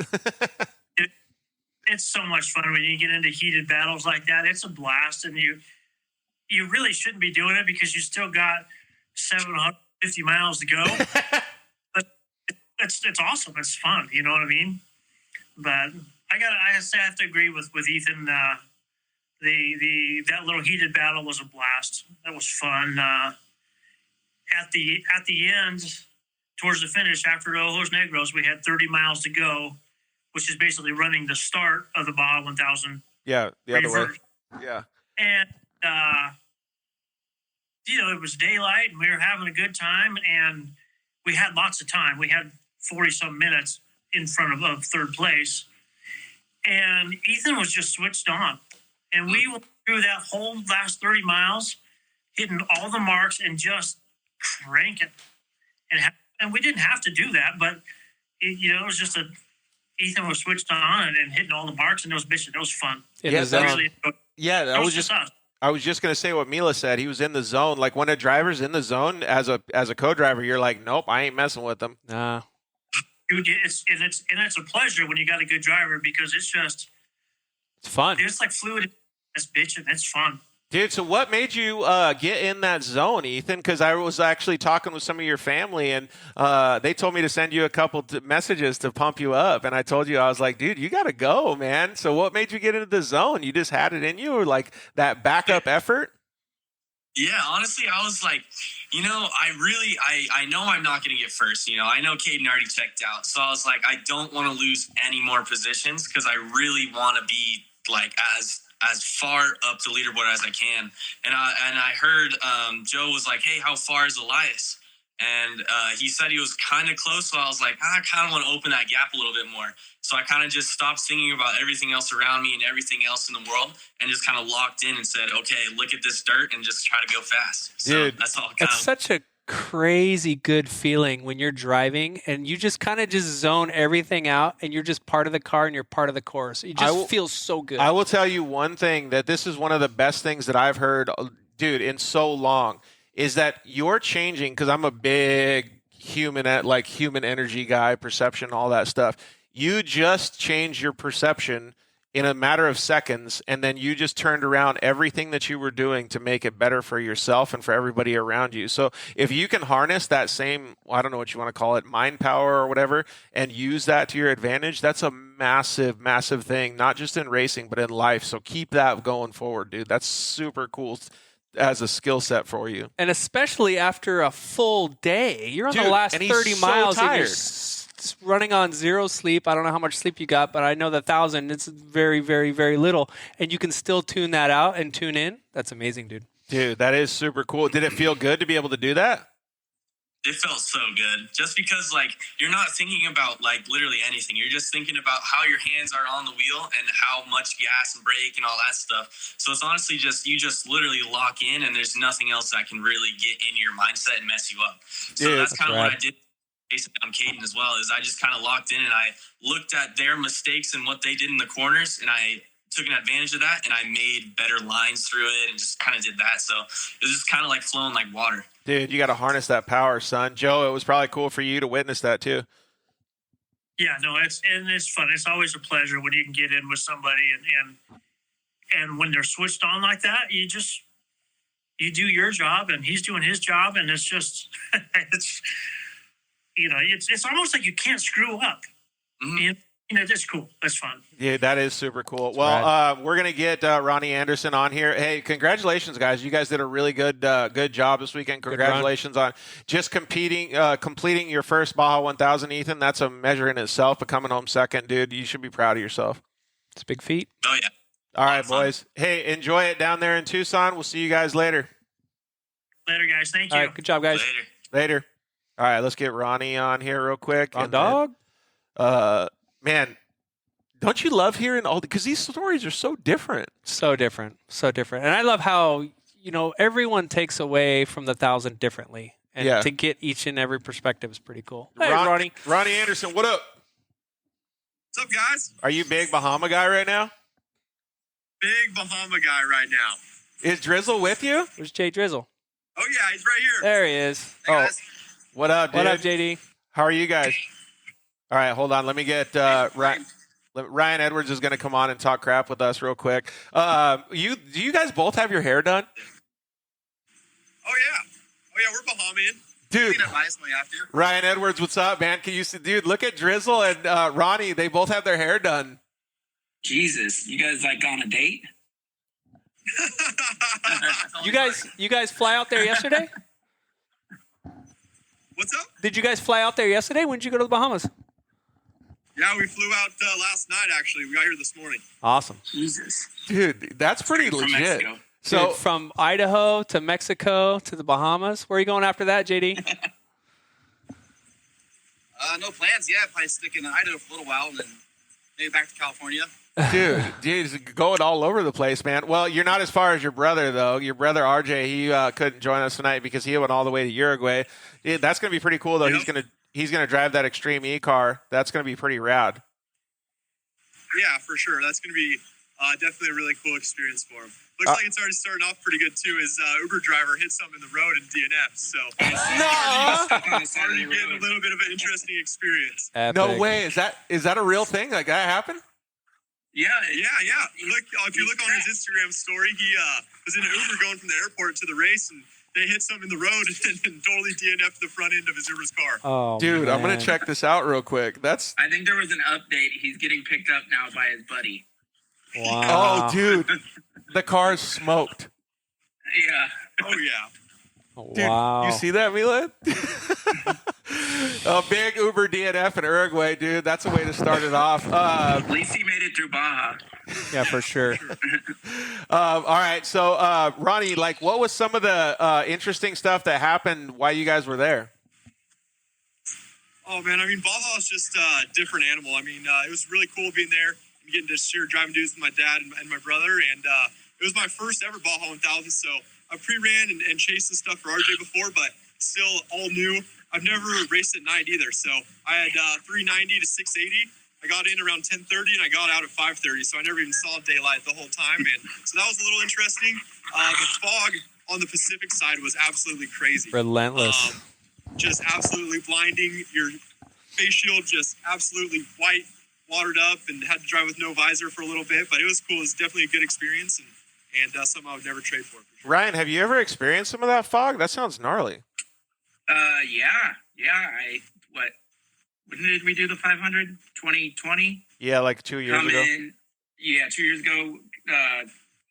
Going through Europan, all the drop-offs and stuff, all we saw was literally 10 feet in front of us. That's my least favorite part of Baja is Europan. I could pass on that every time. God. Why? And What's the fog? You might as well do hammers in the fog. It probably would have been easier. Yeah. And then, one of the things Ronnie was saying, he's got water on his lens, but if you're stuck in the dust, which I heard you guys were stuck in the dust most of the day, then you get the dust and the fog. It's relentless. Yeah, for sure. It was definitely crazy. I was in the battle with a bunch of spec trophy trucks pretty much all night long. So wow. It was just a constant battle. We would get past them, and then we'd pit. They would get back past me. So it was definitely an interesting. And there never was fast enough sections for those trucks to get out in front of you. Right. Yeah, for sure. Oh, really? Yeah. Well, once you get to Mike's, dude, really it's tight. it's so it's like a second gear. Well, I think me and Cole were stuck in 3 bottlenecks at night. 2 in Mike's, and then 1 just after melling in a silt bed. Wait, who? Oh yeah, I heard that silt bed was conquering a lot of people. Cole Keats. Yep. Oh, really? Cole Keats was your co-dog, right? Oh yeah. Yeah. Who started the race? RJ did. RJ took it to 390, him and Brian, and then I took it from 390 to 680, and then my dad took it from 680 to the finish. Where Craig Scanlon wants to know where the real star is. Where's Hot Randy? Craig, you're gonna have to get him on the Instagram. He's not quite on the social media platforms yet. Oh man, he's not in Bahamas with you guys? No, he's not out here. Oh, so you and Jay Drizzle just went by yourself? Just kidding. Yep. Yeah, told you it's their date. Get your hair all dialed. What's the plan in the Bahamas? What do you guys got going? Scooters. Honestly, I have no idea. I didn't make any of the plans. So, dude, I'm here with James. It's the best way to travel. So. Hey, I will vouch for that. So we did the Bahamas, we did scooters, and we went around the whole island all over the place. Dude, it's pretty epic. And but just make sure it doesn't rain because it gets squirrely. Dude, I heard some good stories on JD's bachelor party on the scooters. In the Bahamas? No, they were in Florida. Yeah, we were actually just here not too long ago for Jay's bachelor party, and we took scooters around the whole island and stuff. It was pretty cool. Oh, right on. So you already done it then. That's cool. Ryan, you guys had a good time down in Baja too, man. Yeah. 6 days pre-running, hitting all the good spots, just living life. Oh, hitting all the good spots for tacos. My favorite, tacos in Valley T. Yeah, Tacos Valley T, El Trailero. Stayed in that super weird hotel on the coast, but it was actually really nice. The Pirate Hotel. Wait, what's that? Oh, off of yeah, it looks like it's abandoned, and you get there, and there's like one lady running the place, but you get into your room, and it's like as nice as a Best Western here. Wow. Really? Yeah. Have you been there, Ronnie? Ronnie? Really nice. No, I've never. I don't even know. The course always goes right by it. Like it's right on the coast where you come off the cobblestone, and like you make a left and you go by it, and you're always like, "Oh, that looks abandoned." Yep. But yeah, we stayed there for 3 nights. It was actually pretty cool. Dang, that's rad, man. You never know what you're gonna find down in Baja, dude. Ever. Never. Hey, so whose idea was it, Ronnie, for the taco reviews? Are you gonna get on that train? Because I was kind of digging that. Yeah, that was good. That was all RJ. He ended up killing it. Everyone was posting pre-running reviews and stuff like that, so he hopped on the taco wagon and was giving everyone the taco reviews instead of. Everyone's already seen the course, everyone's dropping pre-run videos, so he started dropping the taco review. I fully support it. Hey, yeah, that was good. Yeah, creative. I supported that so much. I was like, yeah, all right, I can not follow any trophy trucks anymore. I'm just going to follow RJ around for now, just doing taco reviews. Hey, so Craig Scanlon, you should jump on real quick and hang out with us for a little bit. But yeah, so where is that Tacos El Rey or whatever it was? Is it on the north side of Ensenada? It's, let me think, right where basically Tech was, next street up, like 2 miles south. Dude. So it's basically right on the main drag. That was the one with the special taco he had? That special one? Yeah. Like had a chili in it or something? Oh, that one was at Tacos El Poblano. That was good. On the exit of the 3, right as you're leaving town. Oh, no, dude, we've been to that one, haven't we, Ryan? El Poblano? Yeah, that's what we went to, George. Yeah, that one's fire. It's pretty good. That place is so good. I'd never seen that special taco he got. That was like a game changer. Yeah, absolutely. Yeah, so I actually wanted to go check those things out, and Derek was from Optic Helicopter was actually asking about those things too. It's pretty cool that you can have all these different experiences, go through the rigors of racing, and then obviously just have all this fun too. Craig Scanlon, what's up, homie? What's up, dude? So we're all talking about tacos and racing. This is my perfect moment. I did what the muchacho, whatever those burritos are, at the Machaca? Yellow Barn, the Yellow House. Those are mine right there. Oh, the ones after Valley T. Yeah, at Alexis or whatever. Muchaca burritos. I could That guy makes a those good all day. quesadilla too. Oh, really? Didn't have it. Fire. Dude. Yeah, look at how pretty. I gotta admit, Ronnie's hair does look fantastic today. Oh, he's on a mandate right now. That's exactly what I was saying. Go to the Bahamas. He doesn't want to show off Drizzle though. He just wants everybody to look at how good his hair looks. Look at him. Check him out. Well, and JD actually won the race too. That he did. They look like they're waiting like in line at a restaurant right now. Are you guys? Where are you guys going? Well, we're headed to the casino here in a little bit. Oh, gotta spend those winnings. This whole Bahamas getaway is suspect, if you ask me. I don't know. I don't understand it. I don't understand how you end up in the Bahamas.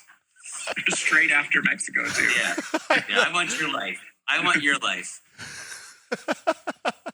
I don't think Ronnie even knows what to say, dude. That's hilarious. Yeah. It is pretty suspect. So, man, did you guys see each other out on course at all, Craig and Ronnie? No. We saw them at K77. We helped them pit. I wasn't in the car yet. We were just we waited till Max went through, and then we waited a little bit, and then Hot Randy walked over, and we helped pit for those guys quickly, and RJ was back out on course. I think we saw him again. Oh, we saw RJ and you on the side of the road at the very end when we were re-racking the tire. But not much. I kept waiting. Hot Randy, I went pre-running with him for about 30 miles, and I realized he was pre-racing, not pre-running. And I ran out of town and took the rear fender off my car trying to keep up with his old ass, and I was like, I'm out. So I was waiting. I'm not lying to you. The last 150 miles, I knew he was in the car, and I was just waiting to see the orange and blue pop up behind me somewhere. But he never found us. So, dude, that's so funny, man. Like, could you imagine that? Like the mentality. Oh yeah, trying to keep up with Hot Randy. Oh, Hot Randy still got it, Ronnie? Oh yeah, he's probably the fastest one out of all three. I don't know. I mean, I would love to see the three of you race like a short course against each other. I say we put him in some Class 11s. Against each other or something. Yeah, dude. Nobody realizes how fast all three of those guys are. If you ever go trail riding with them, they're effortlessly going riding, and you're doing everything you can to keep up with them on their way to Pirates or something. It's like same with JD. JD always has some like back from Pirates. Yeah, but then it gets faster. They just, it's what they do. All of them. It's not a big surprise to realize how fast RJ and Ronnie is when you go and ride with Randy. I remember one of the first times I was ever in a racer. It was out in Barstow, and we were testing. And he's like, as long as the whoop isn't over the hood, you can ride on top of it. So just don't rip that off. And I'm thinking to myself, I don't think that works like that. But you know, and so he would just sit there and punch me until I'd stay in it and not let off the throttle and let the car do what it's supposed to do. I could just see it right now, Ronnie. Like your dad's looking over at Craig, going, "Dude, it's science. Just give it gas. Just get on top. Get on top." Yeah. Yeah. Yep. I was so stoked to see the three of you guys do so well, though. Congrats, guys. Thank you. Congrats to you as well on your second. That was cool. It was all right. It's all right. But it's such a cool thing. That's what Mexico's all about, though. Like the two sons and the dad racing and you know doing as well as they did. That's a memory that you can never lose. Like the pictures don't do it justice. That's something you just got to feel, right? Yeah. Yeah, for sure. Definitely something that I would never ever trade for. It's super cool. I would definitely do it again 1,000 times. Yeah, so that's exactly where I was going to take this conversation, Craig. Thank you. Like, so Ronnie, like, what was the plan going into it? Were you guys already planning to do it, or just kind of fell together? Yeah, it kind of fell together, I guess, probably like 4 or 5 months ago. And then RJ and I, being short course racers that we are, don't like doing too many miles, so we knew we needed a third driver, and there's no better person than Hot Randy, because if you've been to the river, you've seen his razors that he has there, and how he just absolutely drives them as fast as he can and never, ever breaks one of them. So we knew that he was the perfect finisher to get in the car when it was 680 miles and drive as fast as he can and have a perfect smooth race. Did you guys give him the car like in good condition and in a good spot, or did he make up ground and like help you guys out quite a bit? We gave him the car. We were still about an hour down. Once we gave him the car, he made up, I think, about 10 minutes. At the end, he got a flat and some stuff, but overall, he did really good. It was really cool. Dude, the times are pretty close, though. So let's go through the top three. Was Wieland 21:15, Phil Blurton 21:28, and you guys at 22:19. Like, so you guys were hauling the mail, dude. That's a pretty good time. Yeah, because what did the first spec truck finish? 20 hours, I think. Trophy truck spec, no, he was 17:49. 17. I think second was 20 or something like that. No, the spec trucks were pretty fast. Not off it. Did you get stuck in that bottleneck, Ronnie? Up on he the did. Up on the hill? We saw him up there. Ugh. Yep. RJ got stuck in that first one, and then me and Cole were in three more. Two up and through Mike's, and then one in a silt bed after mailing. Yeah. Did you guys get stuck in any bottlenecks, Craig? Because we didn't see you up there with that first one or whatever. But no, we didn't get stuck in the first one. He's got to be creative. Got all-wheel drive. Blaze your own trail. Yeah. No, not too much. We had a pretty clean race from that perspective.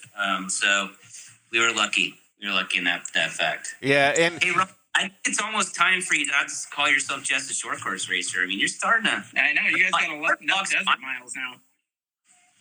It's true. We're getting there. We're getting there slowly but surely. Do you want to do more desert races, Ronnie? Yeah, I enjoy them. I definitely still enjoy short course more. Just the adrenaline and sprinting, I definitely like a lot more. The desert thing's more of a learning curve for me. More of nutrition and pacing yourself and pacing the car for a little bit is a little more different. But the cars are getting so good that now we are almost sprinting the whole time, which is really cool. So it is a lot of fun, and I'm enjoying the desert stuff for sure. Yeah, that's what I was going to ask. We should have JD, since he's sitting back there, answer this too. Is like just seeing like the amount of speed that the UTVs have now is just, dude, it keeps blowing my mind. Like last year, they weren't going anywhere near this fast. No, it's crazy how fast they're going. Yeah, what do you think, JD? I think Sims was 20th overall out of everybody, which is impressive. That's pretty impressive. Dude, that's freaking flying, man. And well, Craig wasn't too far behind there either, man. He was definitely hauling the mail too. But when you're going through through Mike's, he'll tell you. Can you say that again, Craig? And all you have to do is ask Branden how impressive he is. He'll tell you.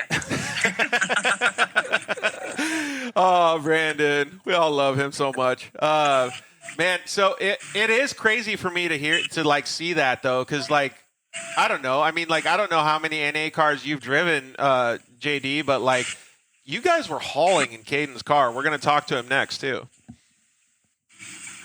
Yeah, no, that car definitely, it's quick. I think down the coast, I hit 84 or 86 miles an hour in an NA car.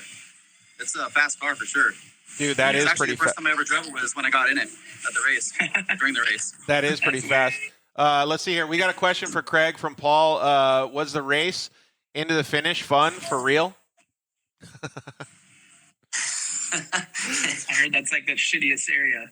Yeah, no. I mean, the last 30 miles is great. You know, but before that, from El Alamo to Ojos. Before that is especially when you've been up all night long and chasing 10-car dust for hours. It gets a little sketchy. You know. What was your favorite part of the race, Ronnie? Honestly, I actually really enjoyed driving during the night. I actually liked driving with just lights on and no sunlight. I thought it was really fun, and actually thought I could read terrain a lot better than what I can during the day. I really enjoyed it, and I actually enjoyed the first 70 miles. Actually, it was a little rough of my section, but it was fun. It was a little fast.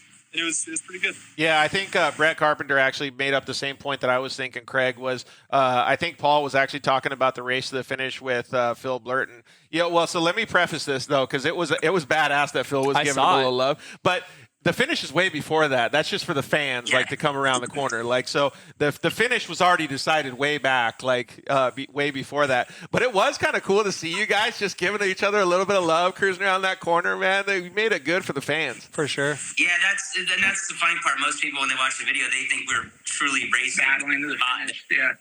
But yeah, it was already decided miles and miles before that. But Phil and I go back a long ways, and yeah, it was fun to. He started kicking it up a notch, and I saw him in the mirror, and I'm like, all right, let's do this. Let's throw it around the corner. What would have been really great is if both of us would have spilled ourselves on our sides. Oh yeah, turtle it right at the finish. Ronnie, that's total short course move right there, like battling at the end. Yeah, for sure. That was really cool. I didn't know that until I saw the video, actually. I think yesterday I saw it. But yeah, that was really cool having him come through the finish like that. That was rad. Yeah, Savage UTV guy captured that, so kudos to him. Hey, we got to get Kaden Wells on, so thank you guys very much. Ronnie, enjoy your mandate with Drizzle. Later, guys. Right on, boys.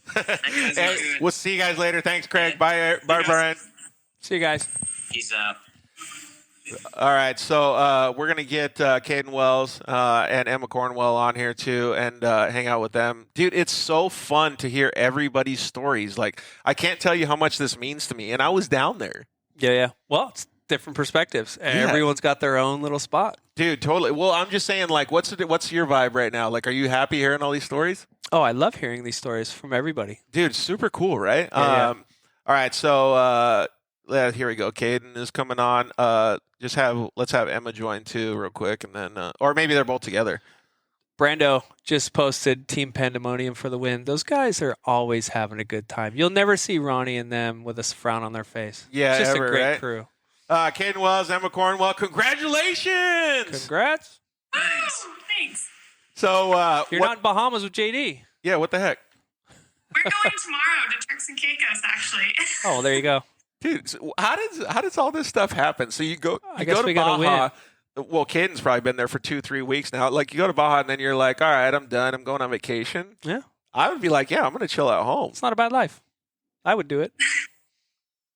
It's my friend's wedding, and it's been planned for like 2 years. Oh my God! Thank goodness. Did you thank your friend for not planning it on the Baja 1000 That's weekend? exactly what I was going to say. I really did. In my head, I was like so worried about it. And then I started school on Monday too, so it's the week between it. And I'm like, yeah, perfect. That's so crazy. Kaden, so we were talking about with Branden Sims and like everybody earlier about pre-running and like different strategies. And some people think they do better without pre-running. Some people think they do better with pre-running. I know that you really like to put in a lot of homework. What's your opinion?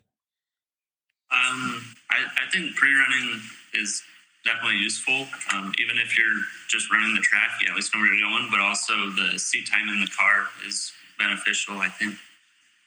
Yeah, I agree with that too. I totally agree. Emma, you agree with that as well? Yeah, definitely. We saw the changes we pre-ran San Felipe like a week before the race. And then we ran it at night. And like, I thought we had some dialed notes. And even at night, it was like, what the heck? Where did those lines go? You know? So different. The pre-running, it would have been way more difficult. Because it changes so much?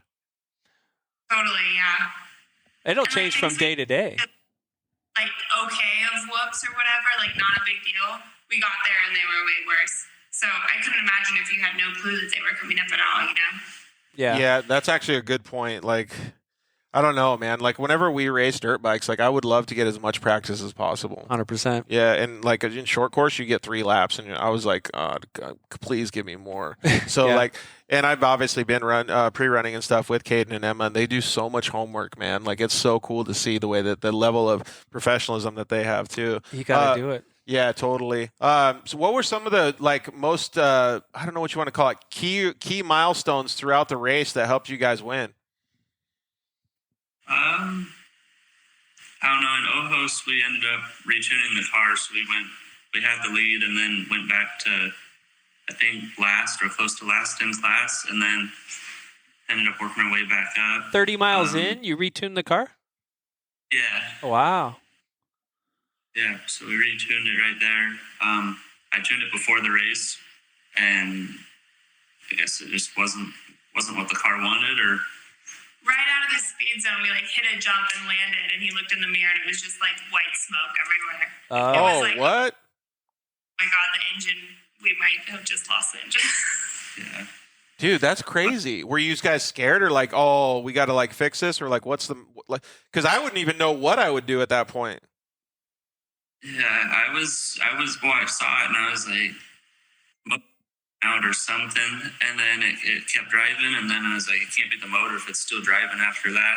So I was thinking like shock reservoir might be leaking or a coolant line, something. I kept looking at coolant temp and just making sure. And it kept going. And I'd look every once in a while and I'd be smoking more. And then I also have AFR in there and it was running really fast. So I was thinking maybe unburnt fuel and retuned it, and it ran perfect the rest of the race.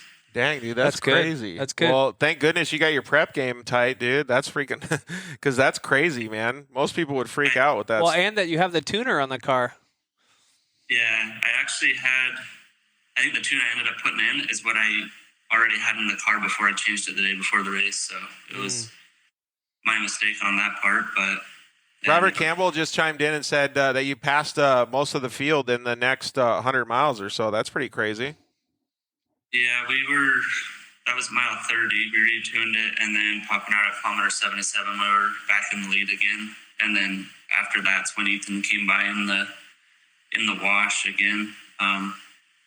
He was ripping. We tried staying ahead of him. I thought it was actually a turbo car, and I was like, I can't move over right now. Like, ruts are deep and trees on both sides, and I'm still 64 inches, so I was struggling. And I blew the next corner, and it was Ethan, and he was ripping, and I was like, holy cow, I don't know if we're going to run with that. And then going back over the summit and the technical stuff, we snuck by him and ended up staying out front.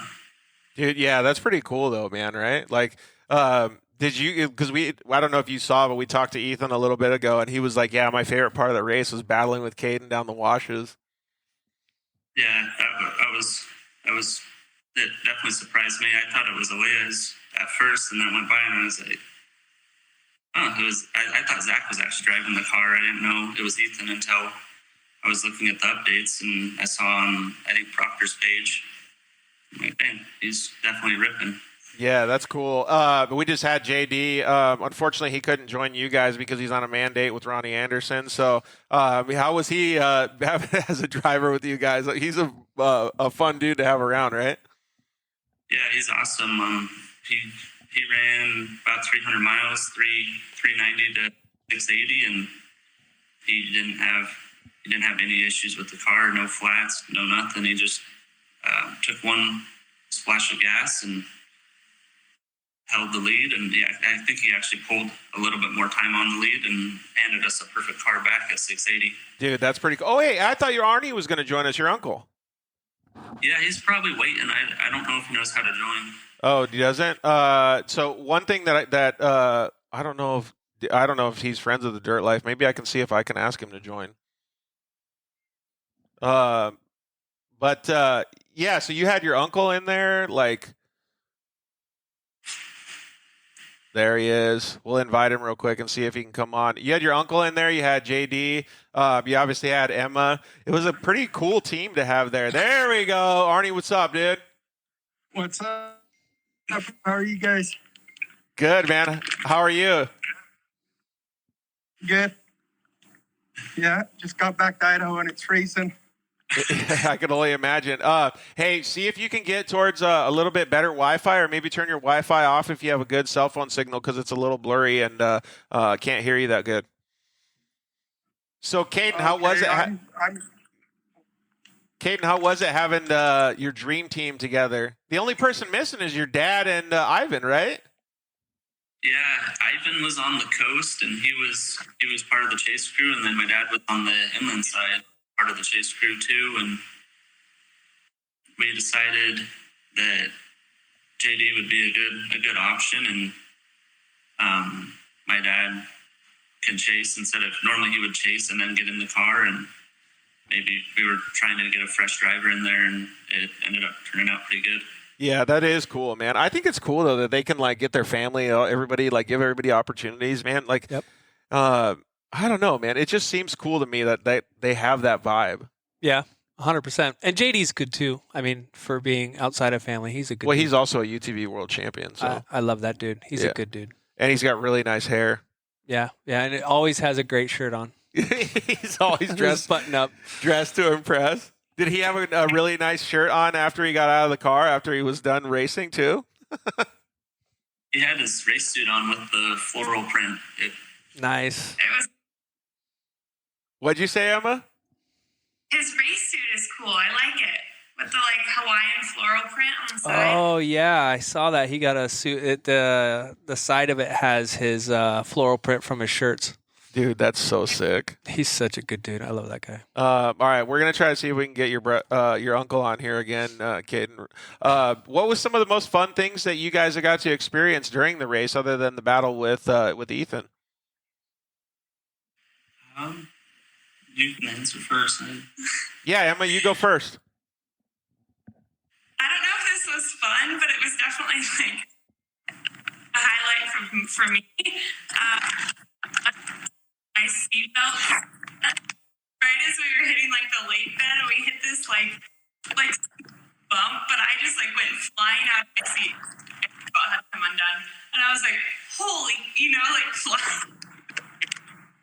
But then I struggled with putting my seatbelt on, but that was really about it. Chris Noor from Sparko says, who makes Jay Drizzle's suit? I can only assume that it's him. I can only assume. Yeah, that's cool, though. If you do have any extra prints over there, Chris, let me know, because I'd like to have a really customized, nice suit as well.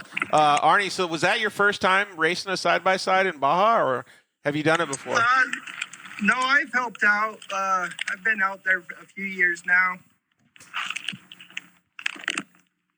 What was the difference? Yeah, what was the difference in the race compared to what you've done before? Because I heard it was pretty gnarly, man. This race was a good one. Yeah, it was colder, and that was the first time I rode with JD. That was the first time I really met him, and it was good. It was super cold at night. Actually, you know what? That's super cold. That's actually a good thing to talk about. So, Kaden and Emma drive a lot together. They pre-run all together, log a lot of miles together. They sit in the car together, race together. So, very experienced team, right? And then so you get JD and Arnie together that are we'll call it brand new, fresh. Yeah, fresh together. How does that vibe work? Is it just being at home, or do you guys mesh well, or because to me that seems like a good learning experience that you could tell other people that are listening to the show how to actually overcome. Because for me, that's a fresh face is a totally different thing.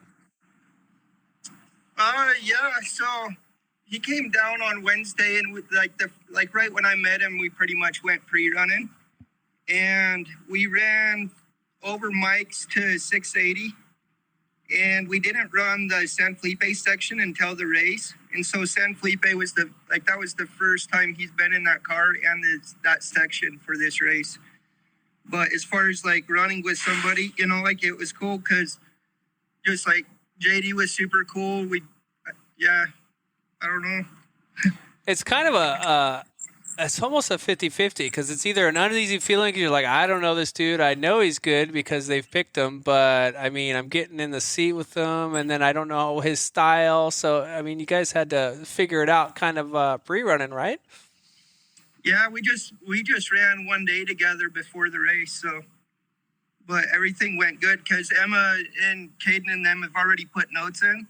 And so I was just reading off those and made some adjustments here and there. And yeah, everything worked out good though. So. Yeah, that's good. Yeah, that's cool to see. When I hear stuff like that, it tells me I'm such an amateur when it comes to understanding that stuff. That means a lot to me that they could actually do all that so quickly. Yeah, just get into it and get the job done. Yeah, totally. And you know how to do it, so you could speak from an expert's level, but I can't understand how to do that. Well, it's different too, because let's say you know how to do it, but you're not blending with your driver. Then it doesn't matter what you know or what he knows. It's just it doesn't work. So. Yeah, so you probably already got the flow then when you just when you're pre-running, you're oh, okay, I got you, JD, and then you just go back and forth. Yeah, it worked out good. Figured out how he's going to drive and his style of driving, and just figured out how to call out notes for him and. Worked out. Hey, so I don't know if anybody knows this, but Kaden's brother owns a Union Graphic Company, and they do stickers. And Daniel Schenkelberg just had a comment come through that said, I party with a bad word. And I wonder if you handed any of those stickers out this past week. Yeah, I did a couple hundred of them. Dude, did you have extra ones? Because I remember passing those out, and people would be like, "Oh, thanks for the sticker," and they'd look at it and be like, "Damn it!" I'll probably need a couple of those. You have any left over? So obviously you're gonna have to print more after the show because everybody's gonna want those same stickers and have to put them on their trucks. Yeah, we have a few extra, but Oh, Daniel said he needs an explanation for these stickers. Corbin we were going down, I think, to one of their first 4 races, and he whipped them up. I don't know why, but actually pretty cool down there. Oh, it's so funny because Kaden talks about it like it's no big deal, but nothing. Dude, it's hilarious. Like you give those stickers to people and they start cracking up. I bet. It's so funny. Hey, Arnie, what was your favorite tacos down there? Valley Tea. I like the Machaca's Burritos place. Oh, at Alexis or whatever it's called? I don't know, over by San Felipe more. Yeah, Like the yellow place. It's like something Alexis or whatever. Yep, that's my favorite place. Dude, that place was pretty fire. I remember when Kaden took me over there, dude. It was good. You like that place too, Mila? I've never had there. You haven't? No. Dude, you just go down there for lunch one day. I'm okay with that. I'm okay with that. I for sure would do that. All right, so we're going to get Austin Whelan on here in just a couple minutes, man.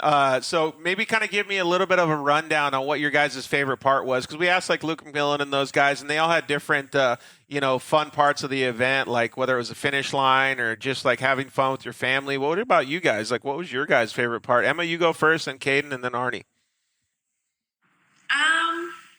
I think getting back in the car after being out of the car and like having known that everything has gone so and JD so well, and like just having that excitement all around for the last like 150 miles was probably my favorite part. And then it gets a little nerve-wracking trying to keep it going well, but from everyone was really exciting. I like that statement because that means that she's thinking about other people and how excited they are too. Like she's considerate with all that stuff. That means a lot. Like because that means that the teamwork is really there. Yeah, they're on the same level. Yep. Robert said that Kaden eats grilled cheese even in Mexico. True. Big grilled cheese guy. All right, what was your favorite part, Kaden, other than the grilled cheese? Probably got into the night, probably like race mile 200, just going in, so the whole track had changed, and week before the race, so it was a lot smoother. And then in the night, we ended up missing a few just because we had some that we didn't burn them in, and learning next time, like really make sure to hit those lines, because when you pre-run during the day, you won't roll like night. Yeah, it's exactly. Totally different. Yeah, because you don't know that there's a line over there on the left. I used to have to mark it way in advance for the night.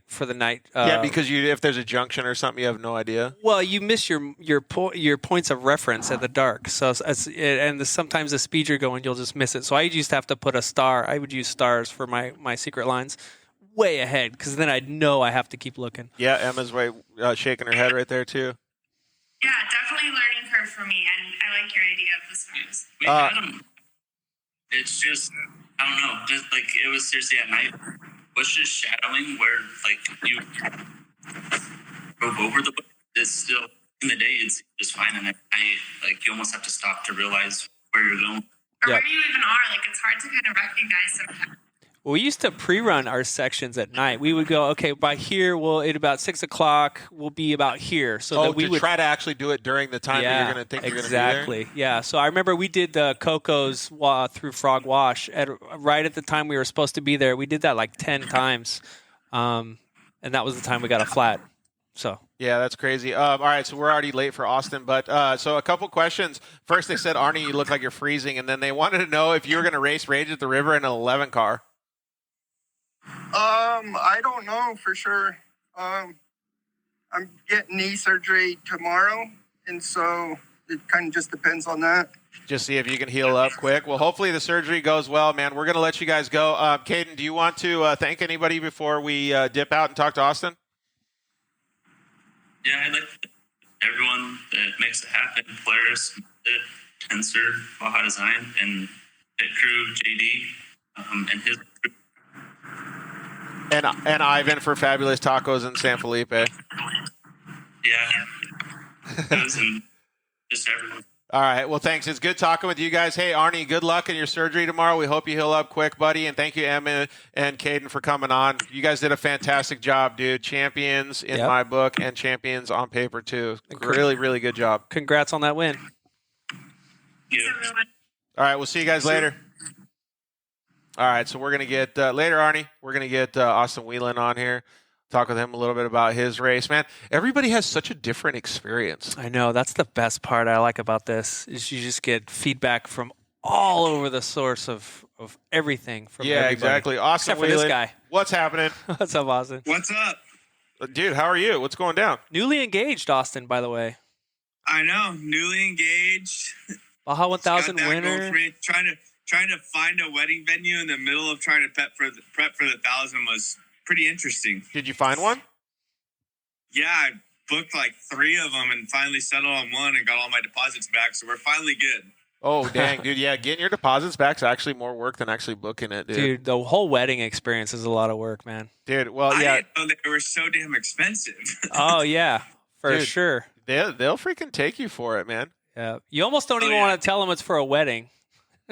I know. I got to call Steve and ask for some free Coors Light for him. Who?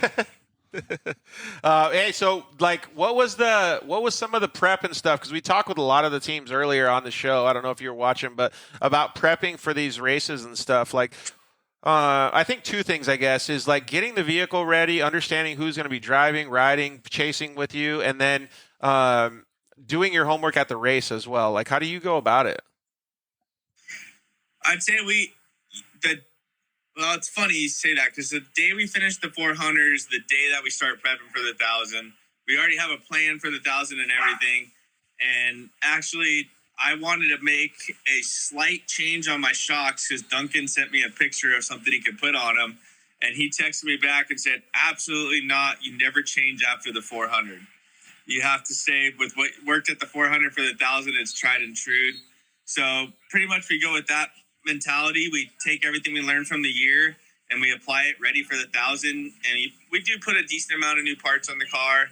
We put a new motor, all new Heinz uniballs and all that stuff. But we take that and we get ready for the 1,000 and we start the planning for the 1,000 early, start figuring out who's driving with us, our pit strategy. And as soon as we know a little more about the courses, when we can figure that out right away. So it starts pretty early for us. Yeah, that is crazy how much actual legwork goes in, man. I love hearing these different stories, man. Well, it's polar opposite. One person doesn't, one person does, one takes a year, one doesn't. It's crazy. Yeah, but I mean, and it's all different because well, in this case, because we interviewed the winners, like it ends up at the same result, right? But hey, so when you talked about putting a new motor and stuff, like I saw you at the finish line, you were leaking a little Baja blood there, dude. Yeah, I don't know what rock I smoked, but I obviously smoked a rock before 475, and that's where I did the driver change, and I got out.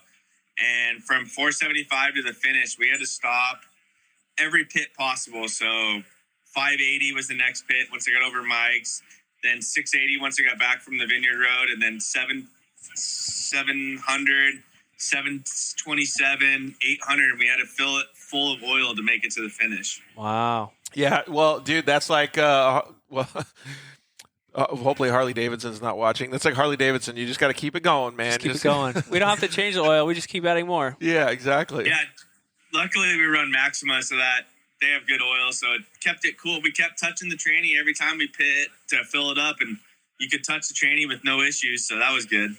Dude, Maxima is the best. Dude, easy, man. We're a Motul show here. Okay, Well, boys? Like, I appreciate you guys getting the sponsor plugs in. But yeah, so like, dude, it was kind of crazy to see, like, when I got to the finish line, like, I didn't know, because I'm so used to seeing you in your car, right? Like, I didn't know who else was driving with you. So give us a little bit of a rundown. Yeah, so I went 0 to 475, got out, and then Dylan Schmoke went 475 to the finish. He raced the 500 with me this year as well and did the last, like, 175 at the 500. And then he did it last year at the 1,000. He raced about 300 miles with us. And I've grown up with him. He raced motocross, and he pre-runs with me pretty much every race. So we have 2 cars to check all their lines out and time them. And so I felt confident in him driving the car. Last year at the 1,000, he did a great job. We went into the 500 this year, and he did a great job again. And then I was like, all right, let's do the 1,000 together and see what we can do. Dude, what do you think about that, Mila? Like, because that's like something that you're used to. I was reading Daniel's thing. Oh, go for it. Sorry, I totally wasn't paying attention. I was reading Daniel's thing. No, go ahead. Yeah, say Daniel's. So Daniel wants to know what helps you with your consistency, because you've been so consistent all year. Like, that's actually a really good question. I just gotta throw this in too. I know we're kind of short on time, but when I was racing, I was new to the UTV scene. Austin was the only guy that actually said, "Hey man, come over here," and kind of just gave us a little feedback, gave us a little help, gave us a little bit of, not a lot, but just enough to keep us going. Oh, it didn't blow you off in the wrong direction? Exactly, just based off the name of the team. And so props to you. But going back to, you did it so well, now your consistency is just great. I mean, where do you get that from? What do you attribute that to? I'm saying moto guy. Am I wrong? I did start with moto, but that helps a lot. But I would say a lot of it goes back to our team. I mean, we built the car with John Vance, who's one of the best builders, and we can always drive over to Tisco. It's 5 minutes from us, and talk to him, pick anything off his brain, and he's always going to give it to us. My dad grew up with Fortin, and we've been great friends with Fortin forever. So any changes we want to make, we work with him on it. We have a lot of good people around us, and I think a lot of it too is that my dad's really committed to winning, and he always wants to push the envelope. So whatever it takes is what we get to build whatever we want. Yeah, see, like, that's good. Like, I like that. Well, the secret is Coors Light. I like that statement, though, because that means that he is part of the reason, along with a lot of other drivers, that we're seeing these speeds and the growth of the UTV industry is because exactly the statement that Austin just made. Well, and I know, being someone who used the identical parts as him, that he had a lot of feedback that would actually have the parts be changed by the manufacturer to make it not break, and to make it last, and to make it keep his consistency. So that's a big deal. Yeah, are you getting paid extra for that, Austin? No, nothing at all. But nothing off the bill either. Whatever helps.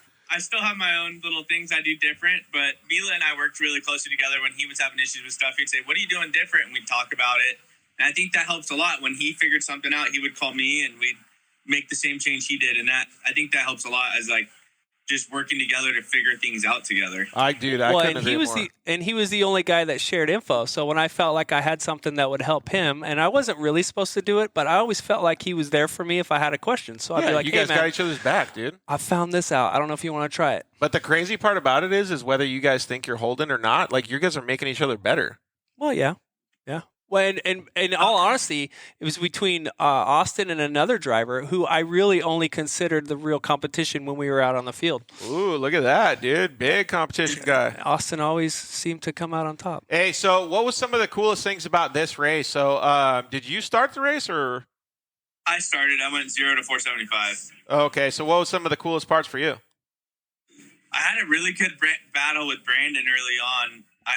I had in my head from the start, I told my dad the day before the race, I was like, "Hey, we're going to go out. We're going to go as hard as we can push without breaking the car. And our goal is to break every other car out before the finish. And that's how we're going to win." He's like, "Okay, whatever you think." And then, so we went out pretty hard. I passed Branden, I don't know, race mile 70-ish, somewhere in there. And I was battling him hard. I actually slid in and doored him. And it's a big donut on my door from me hitting his tire. And we pushed hard from there and got down in San Felipe. Pushing hard early, from what I can tell, has gotten us through the bottlenecks a little bit quicker.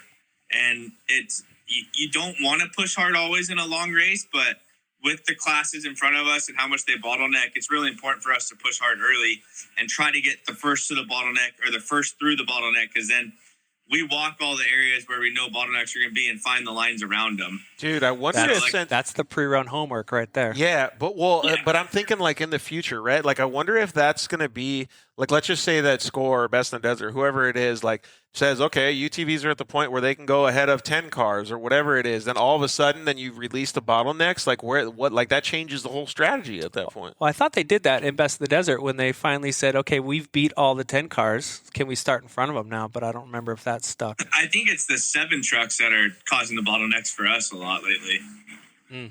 Yeah, but I mean, dude, it's crazy. Like, just to think about all that evolution together. Needs to happen, though, because, I mean, if you think about how many cars were held up. Yeah, it's desert racing. Well, the first bottleneck everyone's talking about actually was caused by a 10 car that didn't know what first gear was to go over a rock, and he was sitting there and just smoking his clutch and his training trying to get over a rock in third gear. Nice. And then, so I was sitting behind him, and I knew there was no line around this spot, and he finally downshifted and pulled out of there. And right when he pulled out, I went, but he left his co-driver, a half mile from where he stopped. So we went right on by him, and that's when me and Matlock got by. Max and Scanlon had already gotten by. And then the 7 truck behind us got stuck on the same rock, and that's what hurt Branden and all the guys behind. Oh, that's what it was. So that's when we were over there. Yeah, so I saw Austin over there, like when we were doing that time split for Craig. Man, it was cool to see you guys though. Like when we were flying over there, it was after that bottleneck that we got to see you.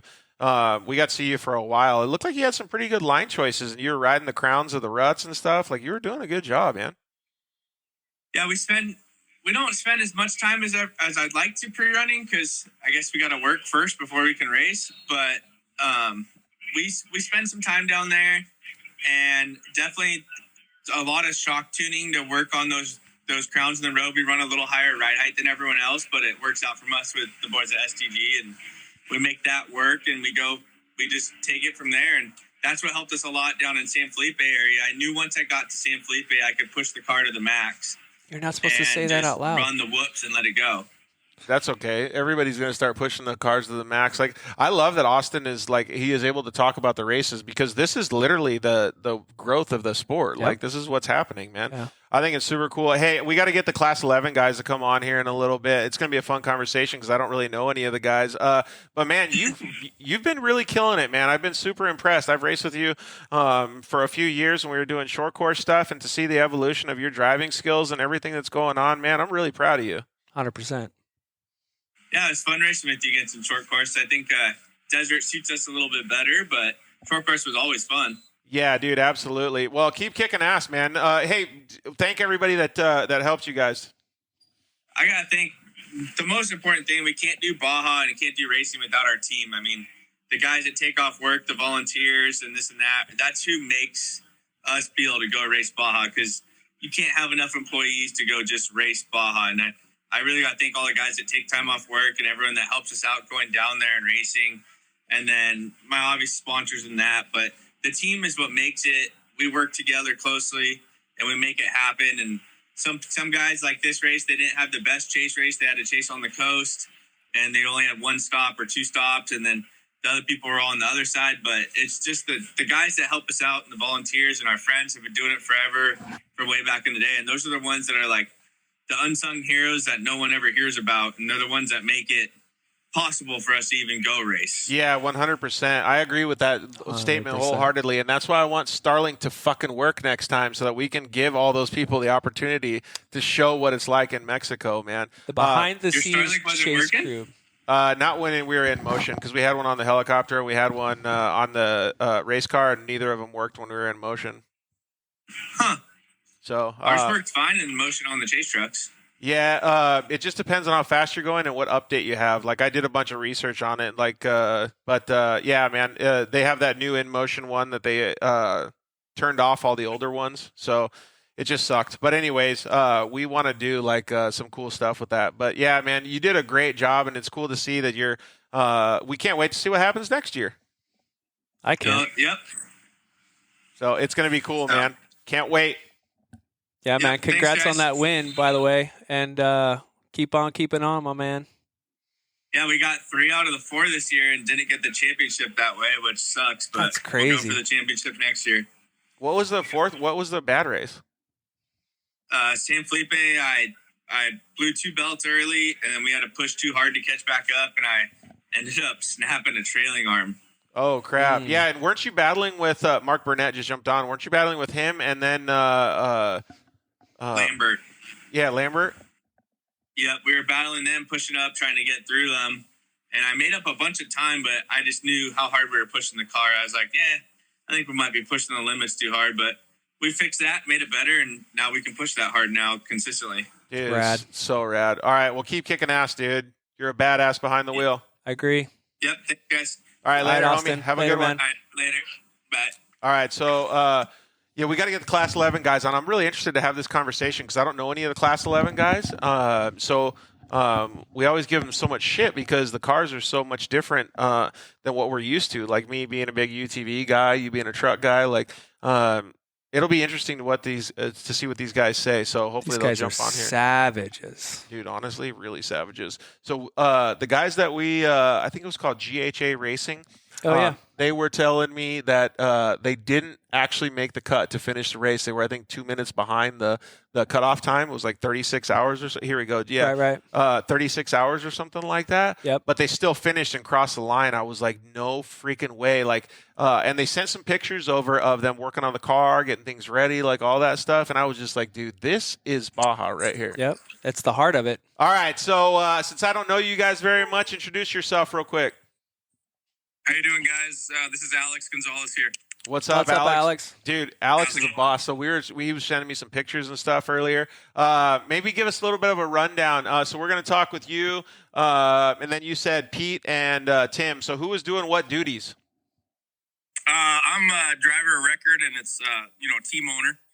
So and then Tim Sletton, he owns Sletton Engineering. He builds our motors, and he's also our prep guy and one of our drivers. All right, so Pete McLeod, there's Pete right there, Pistol Pete. What's up, Pete? He's my coach. What's up, guys? He's does everything. There we go. And there's Tim too. What's up, Tim? How are you? Got them all. All right, boys. So the first question I got to ask, just so it can like ease my mind, and then we'll start talking about your races. How fucking gnarly is the Class 11, dude? Because like every time I see it, and I tell Lucas this stuff, Lucas from Boxo, I tell him this all the time, like, there's no way you could get me in one of those cars. Like, my back would be hammered. Oh, they're not that bad, though. I mean, don't get me wrong. They're bad, but the VW suspension, it can be pretty plush. That's what Blake was telling me, too, but I don't believe him. Like, I got to get proved wrong. So tell me, hook me up, boys. All right. Yeah, no, it's you'd be really amazed. I've taken some people for some rides, like including like Keith Marigold from he does our shocks, and he tunes a bunch of trucks and unlimited stuff, and he was like, holy shit, like this thing, it's crazy. I mean, it's if you're driving it hard enough to where it hurts, you're gonna break. So there's a fine line, but you would be definitely surprised on how well they do. But so basically, again, what you guys are saying is like, just take me on a little bit smoother of a ride, maybe not quite San Felipe whoops, and just get me used to it. No, yeah, see, Mila's looking over here like, I don't know, dude. One of the first times I ever went to the desert, when I first moved to San Diego in like 96, a guy took me for a ride in a bone stock VW, and I was just amazed about how plush for what we were doing. Obviously, when you get into the big stuff, it'll hurt, and you'll start breaking things, but for what it is, you can haul the mail in those things. Actually. All right, so Pete, tell me what you think, like, because you're a co-dog, right? Yeah, navigating. So what's the move then? Are you trying to conserve the car? Can you push it really hard? Like, how do those things do? Yeah, so we have to make decisions in certain sections. Obviously, it's a game of averages in Class 11. So, certain sections you're going to have to definitely conserve. Like the summit, was super gnarly for me and Alex at the beginning of this race. So, you have to be minded of the car, and you got to pass this car on to other guys. And you can't give them out car with no shocks, so we do our best to try to keep it conservative where we can and push where we can when we can be fast. And Alex does a good job of that, and I just try to give him the notes. Dude, he's being all humble. I'm sure he's in there being like, Alex, slow the fuck down, dude. No, he's opposite. I gotta not listen to him sometimes. Quit being a pussy. Come on, let's go. Charge it. Yeah, we send it where we can. We're all competitive, and at the end of the day, we want to win. So we do try to push, and sometimes it gets us in a little trouble. But it's just the game of Class 11. You're going to break stuff, and got to be good fixing it. Yeah, exactly. So we'll talk a little bit about the breaking the stuff and the stuff that you guys dealt with. But so Tim, when did you get in the car? I got in at by 3 poles, so on the north side of San Felipe. And up San Mateus, and then up over Mike's. How was that? Because that seems like a pretty gnarly area. That's a fun little section from 3 poles to Mike's. Does it flow pretty good? Mm-hmm. Well, from 3 poles to Mike's is the easy part, but once you start going over Mike's, that's where I think the worst of the race begins. I agree. Did you guys draw straws? Yeah. Oh, well, I think I've just been elected for it. In the last 2 years, that's my 4th time going over Mike. So once I did it once, that was it. They were like, you're the guy, you can do it. That's hilarious. So every year he's like, please give me something else, you guys. Well, at least Mike's pretty good now. Yeah. Well, getting worse every race. I keep on telling these guys, even the 400, I thought it was going to be like the worst it's ever been because of the rain, and it got even worse this time. And I'm like, how can this possibly get worse than what it's been? Yeah, it was that gnarly. Okay, so speaking of being gnarly, so let's go on that subject for a little bit. Everybody was saying that the course was really gnarly. There was big ass rock sections, all this other stuff. Is that what kind of? I don't know. I want to ask this in a 2-part question, but I don't know how to ask it. Like, that was really gnarly in itself. So give us a little rundown on that, and then did that cause a little bit of the adversity that you had to deal with? I think yes and no.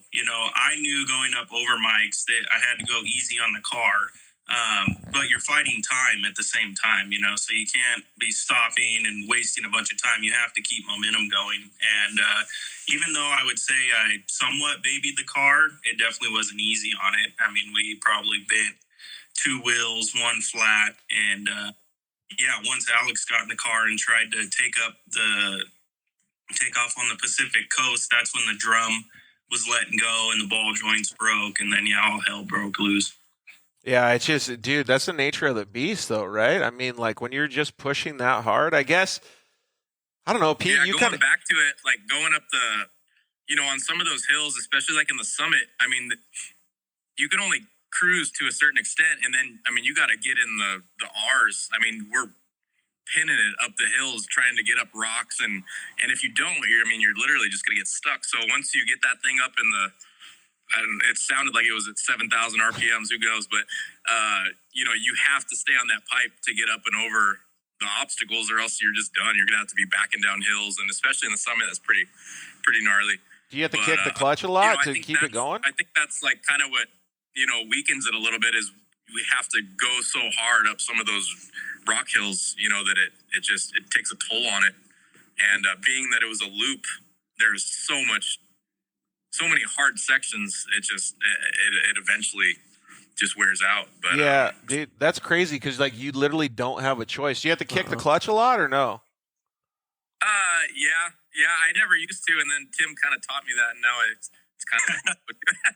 I couldn't imagine going over the summit in that car. That's probably a lot. We got Tim builds the motor to have. I mean, we got a lot of power. Everybody knows it.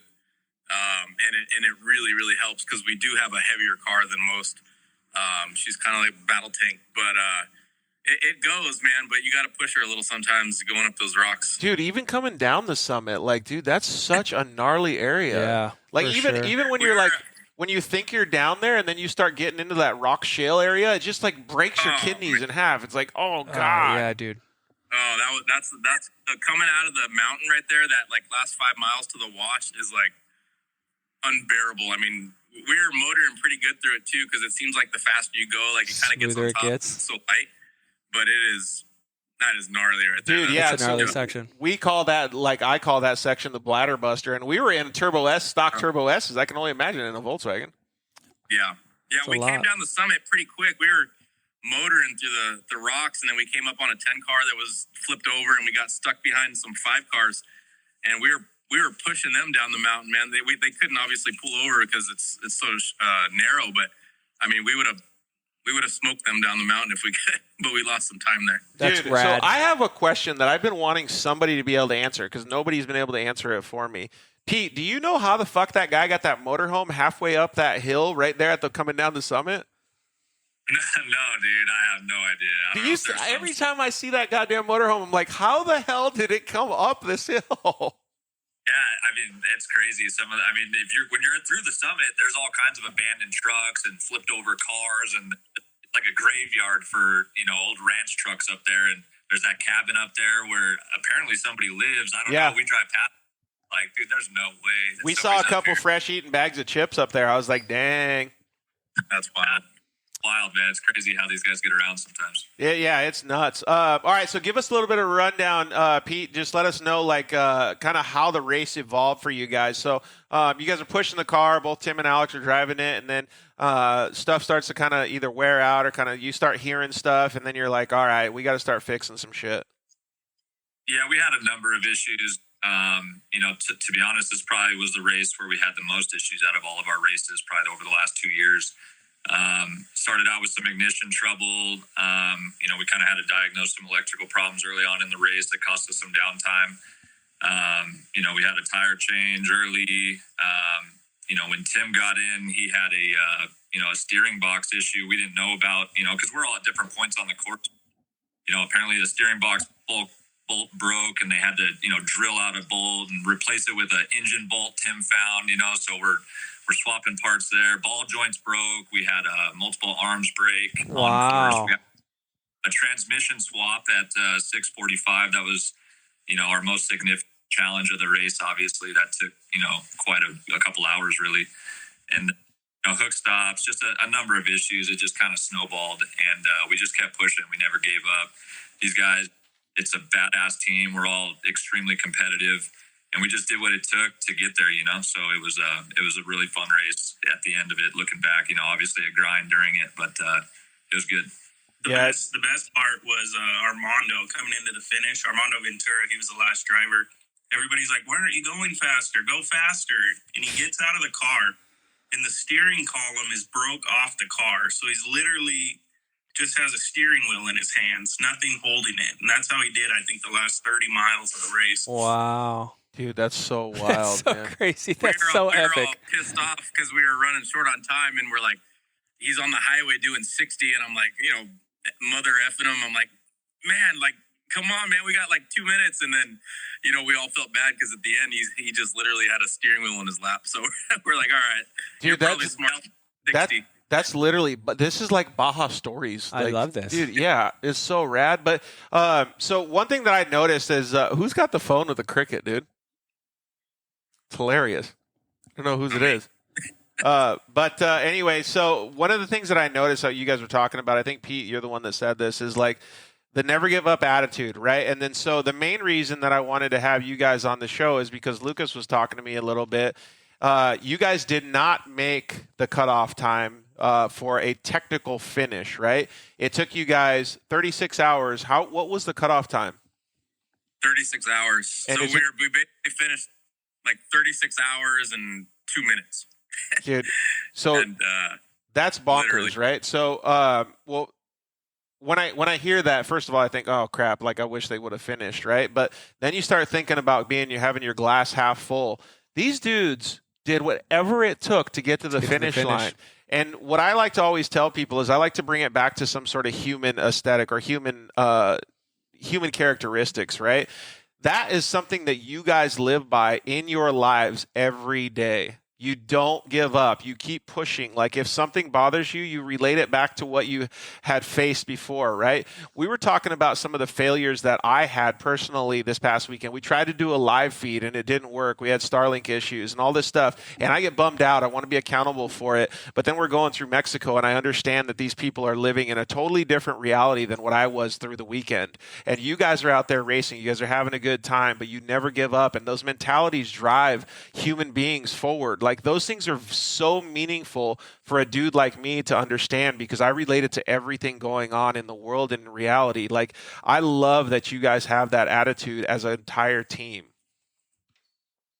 Yeah, no, we got man, we literally have the A team. I mean, like we could race with them forever, and it's everybody's there to win, which is huge. Everybody's there to, do their part. No, we don't, we're pretty boring group of guys. We like to talk shit and amongst ourselves, but we're not out there, partying and nothing, not that there's nothing against that, but we're there literally just to win. I mean, we're all have that same exact mindset. And from, top to bottom, like we are there for one reason. It's a lot of time, a lot of money, a lot of time away from families, work. And like Pete said, we're all just uber competitive. It's a wild thing, but we got a good thing going. Yeah, and kudos to you guys for having that mentality. Well, correct me if I'm wrong, too. I think the fans know what you guys go through, too. And the fans appreciate it just as much as you do. Because if I'm not mistaken, every time I see a Class 11 goes by, everyone uproars. Because everyone knows how challenging that is. What was it like when you guys crossed the finish? Go ahead, Tim. Oh, no, I was just going to say going across the finish, it's unbelievable. But I was thinking about how you brought up the fans right now. And so as I was going up over Mike's Sky Ranch, daylight hit. So what was it? Probably 6 o'clock in the morning. And I remember on multiple occasions, I passed some families with kids there, and they kept on throwing up second place. And this is at 6 o'clock in the morning, which means that these kids and families had literally been there all night, watching the race, watch the leader come through probably a couple hours earlier, and how dedicated they are to us down there, To let you know you got one car ahead of you. Again, that reality thing that I'm talking about, different perspectives from different people, right? That's so sick. It's rad. Yeah. Like on the parade start, that how they kind of start us now, and then which I don't really care for because as a racer, you just want to go, but it's so cool to parade through the city and see all the kids and the fans. And we have a little, our race car's name's Dora, and we have a little stuffed animal on a little stuffed Dora on the antenna. It's zip tied on there, and you can see all the kids always pointing at it. It's pretty rad. It's rad. So we're just looking at some statistics here, Pete and Tim. Like the Class 11, only one person finished, and that was Oliver Flamante. He's from Ensenada, but 26 hours and 5 minutes. Dude, he was hauling. Like, you think you could have given him a run for his money? Because that seems fast. He was getting it for sure. We were duking it out with him early on, and I do think we can hang with him. There's no question about that. We have the right program to do it. Those guys are fast. Hats off to them. They ran a killer race, and we'd love to race them again soon. But our downfalls was just the amount of downtime we had, and when you have that many problems, it's tough. But hats off to them. They are fast. Those guys are legit. Dude, we were just looking at the times. That's crazy. Yeah, Tim, how fast is that in the Class 11? Dude, I feel like that is just wide open the whole freaking time. Yeah, no, that's a prime example of a flawless run. I mean, that's for sure. And every time we looked at the tracker, that guy never stopped. I don't think he had one issue. And we were talking about it on the drive back. And that's a local team, all guys local to Northern Baja. And I guarantee you they knew that course like the back of their hand, and they knew exactly what they were getting themselves into. And they were ready, and it showed with the finish, that's for sure. Yeah, absolutely. But that gives you a carrot to chase. Yeah, we've never raced against them before, and we started second off the line with Espiritu, who's been our main competition the whole season, and I didn't even really think about who's behind us or whatever. We just kind of had a plan to try to get around the first guy in the first couple miles, and which we did, and then Flamante comes flying by, and not to be cocky, but I've never been passed under my own power when I'm running good. Like, and we were running good, and this guy passed me like I had a freaking trailer on my truck. Wow. And I'm like, what the, I was pissed. I was like, and first instincts to go after him. And, like, I don't know, I guess getting older or whatever, but I'm like, he can go. He is not going to run that pace and finish this race. We are literally like a 16th into the way of this thing. He's got 700 more miles, and there's no way he's going to finish. And like Tim said, I mean, he just had a flawless run and kept that pace. And I mean, he whooped our ass. Those Volkswagen gods were just looking over him the whole time, apparently. Like he was racing short course, like banging berms, And I mean, hats off to him. But it was cool to see.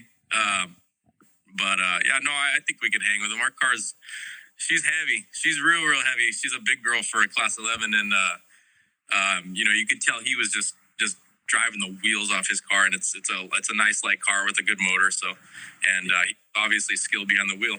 Dude, yeah. We were able to hang within 15 miles of them up until the beginning, up at San Mateus. That's when it all went south. We were within 15 miles until there. And then once we had to do the steering box, I think we lost an hour and a half. And that's really when he put some distance on us. All right, well, give us a little bit of a rundown. Pete, since those guys just done talking, what was the issues that you faced and how did you guys get them fixed? Because did you have any MacGyver stuff that you had to put there?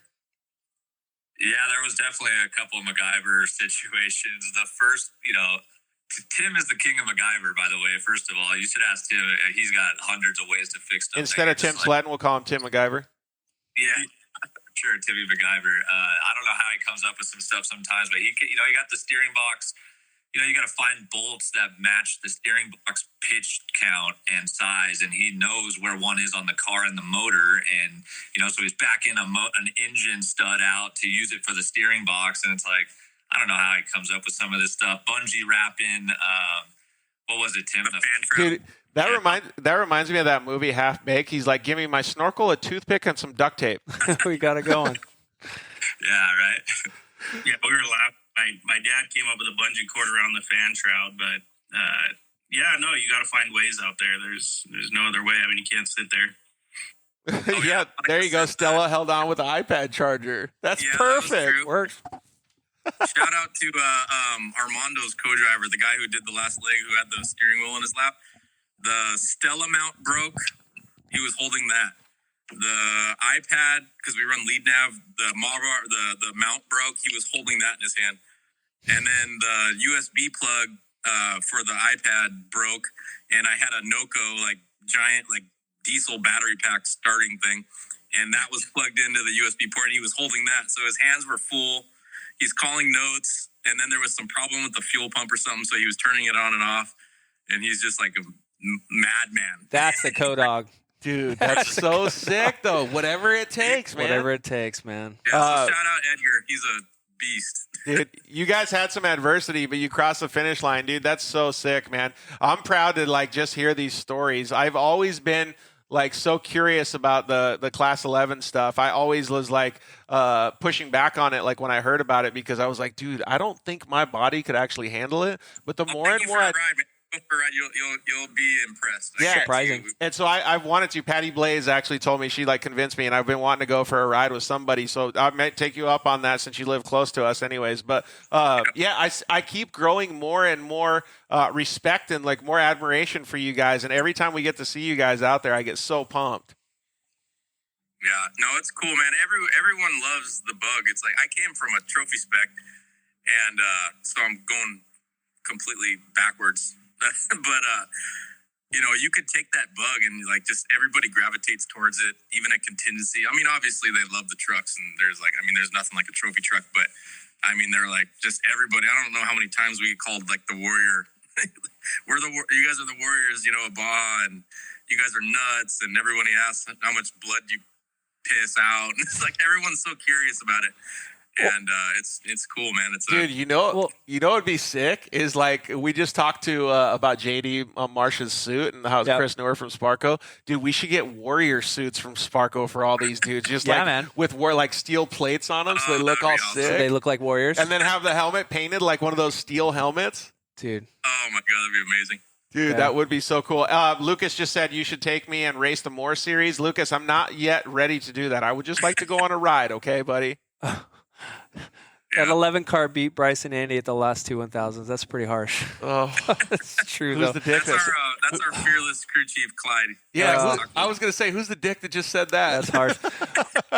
I think everyone can relate to your car, though. I mean, not a lot of people can relate to a trophy truck, but everyone knows someone or has been in someone. That's probably why you're saying the Mexicans are so stoked when everybody rolls by. Yeah, not just them. I'm stoked when I see them, dude, because I know how much work it goes into it. It's a lot, dude. Dude, that's so cool. All right, hey, we're going to wind down the show real quick. Got to thank the sponsors and stuff. Why don't you guys thank some of your partners and the people that helped you? I'll start. So, MP, they've been a huge part of our program. They supply us all our parts. They've been really generous and cool throughout the last 2 seasons. So they're a huge part. Their parts are definitely Baja proven because we beat the shit out of that car. And it's, obviously there's a failure every now and again, but so a huge shout out to them. Tim's engine package is second to none. I mean, everybody wants his motors. He's mega power, and we've floored that thing for 15 miles in first, and it's just in the sand washes, and it just keeps going. Ricky Wright from Wright Gearbox, PCI, KDM Shock Technologies, Lucky Sperm. You guys probably heard or know Cameron Therot. Lucky Sperm Racing. Yep. He's been an awesome guy and donor for the last season and a half, and we run his sperm right there in the car. Everyone in Mexico loves that thing. I used to race with Max. Of course, our family and friends, our team, and our family for sure. I mean, we're gone a lot. It's like we're prepping, thrashing, racing, coming back, getting ready for the next one. Yeah, exactly. The last 2 years, and it's been a lot, but it's hard to walk away from Mexico. And next year, I think we're going to take a little time off and maybe do some stuff in the States. But, there's always definitely that thought of like, man, maybe we should just go to one more. But then that kind of leads to another season. So, but that's the racer mentality, right? Hey, Alex, will you walk around the car while Pete and Tim do their thing? Yeah, I want to see that bad boy. So you can walk around it while they talk. So, all right, Pete, you go now. I mean, he nailed the sponsors. Thanks to everybody who pitches in on the car, and our team is. Hats off to everybody on the team. Thanks to Alex for having me, and Clyde for being a badass with the logistics, and Tim for being a beast with the motors and / MacGyvering, and just everybody who's involved is just badass, and it's super fun to race with these guys. I love these guys, and it's fun to run through walls with them all night, for 42 hours. So, dude, it looks like it's so fun. I love the front, the front hood too. Tim's wife, Vile. She designed that whole wrap on the front, so we got the Serape going on right there. That's nice. Pretty cool. Hey, is it too dark to see the interior or no? Yeah, I got it.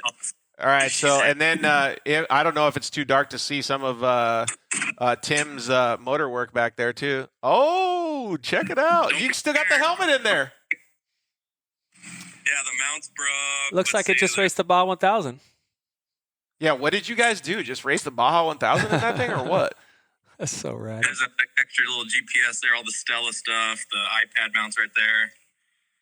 So it's pretty hammered. Dude, that's pretty cool. All I see is it looks like a good time. Yeah. All right, and then all right, Tim, why don't you give us a little bit of a breakdown here? Breakdown of your power plant right there, buddy. Yeah. Oh, it's just a 1500. I mean, there's a lot more to them than people realize. Everything's getting balanced, aftermarket chromoly parts. They're definitely not as cheap as they used to be. They're pricey, that's for sure. You got a couple tanks there, some AN fittings. I see some nice work there, some nice cable routing, nice hose routing. Like, it looks pretty good, dude. Like, these things loves our trophy truck reservoirs. Ooh, look at those bad boys. You like those, Mila? Racy. My dad just commented if you see the duct tape holding the Parker pumper on. So the Parker pumper broke off on their way down from the summit. And I don't know if they were in a hurry, but Peter and Alex were just like, rip it out. You don't need it. And I'm like, I'm not going and doing 130 miles with no pumper. We're putting that thing back in. So it's got about 4 hose clamps and some duct tape. And thanks to my dad for getting that thing back in there. Okay, so we now know, Pete, that he learned his MacGyver tricks from Dad. Yeah, no, for sure. They're both super good at that stuff. It's wild to see these guys sometimes come up with stuff on the fly. It's cool. Dude, you guys are... I think Peter and Alex got back in for their second section and didn't even realize it worked. And somebody told them, hey, the pumper's back in the car. Yeah, we had no idea. We started our whole section. We ran most of the Parker pumper, and they're like, oh, you could have had it on. And we're like, oh, good to know, dude. So we're visors filled in the face, just getting beat up, you know. You're like, thanks, bro. Appreciate it. Needed that. Hey, dude, you guys are champions in my book. You guys kick some serious ass. Hey, thank you guys very much for coming on the show. You got anything else, Mila? No, you guys are champs, dude. I really enjoy hearing your stories. Dude, yeah, awesome. Hey, so don't be shy at the next race. So just come say hi, and we'll have a little talk or something before the races. Yeah. All right, shout out one more thing to all of our co-drivers and riders. Nelson Fonte, Clyde Stiers, Armando Ventura, obviously Pete and Tim and myself, and that's it, man. Everybody killed it. Hey, I got a shout out too. I'll be part of their team right now. Shout out to all the Class 11 fans because you guys are badass. Yeah, for sure. Right on. Guys, thanks for having us on. Hey, thanks, guys. All right, thank you. We'll see you guys later. Hey, great job for finishing too. We'll see you. 100%. Thank you. Thank you. All right, so we're going to wind down the show. We always want to thank everybody for joining us, man. You guys are our lifeblood. Like, Mila, it's so cool that so many people wanted to watch this show tonight. I really appreciate everybody checking it out. Obviously, you have some serious fans with all these drivers, and it's just cool to see the level of off-road nowadays. It's very cool. It's very cool to see, I mean, just the age range from, like, Ethan all the way up to Rosler, who just got third overall. Yeah, Rosser did really good too, right? It's crazy. All right, you got anything else you want to talk about, or should I close her down? No, man. I just appreciate you having me. I enjoy your little empire you built, and I enjoy being part of it. You're already killing it, man. Or you're always killing it, so I appreciate it. All right, well, thank you guys very much for hanging out with us. Please slide into our DMs. Feel free to ask us any questions about the drivers that you saw tonight. Let us know what you guys want to see on any further shows. Telling me how awesome Mila did tonight. Thank you very much to all of our sponsors. Really appreciate KMC, Maxxis, Shock Therapy, Motul. Let's see here. Evolution Power Sports, Cryo Heat, Vision Canopy, and did I say Evolution Power Sports? Oh, you did. Yeah, and Zollinger Racing Products. Thank you guys very much. We really appreciate everything. We hope you guys had a fun show with us. We will see you guys next week. We love you. Good night. Adios.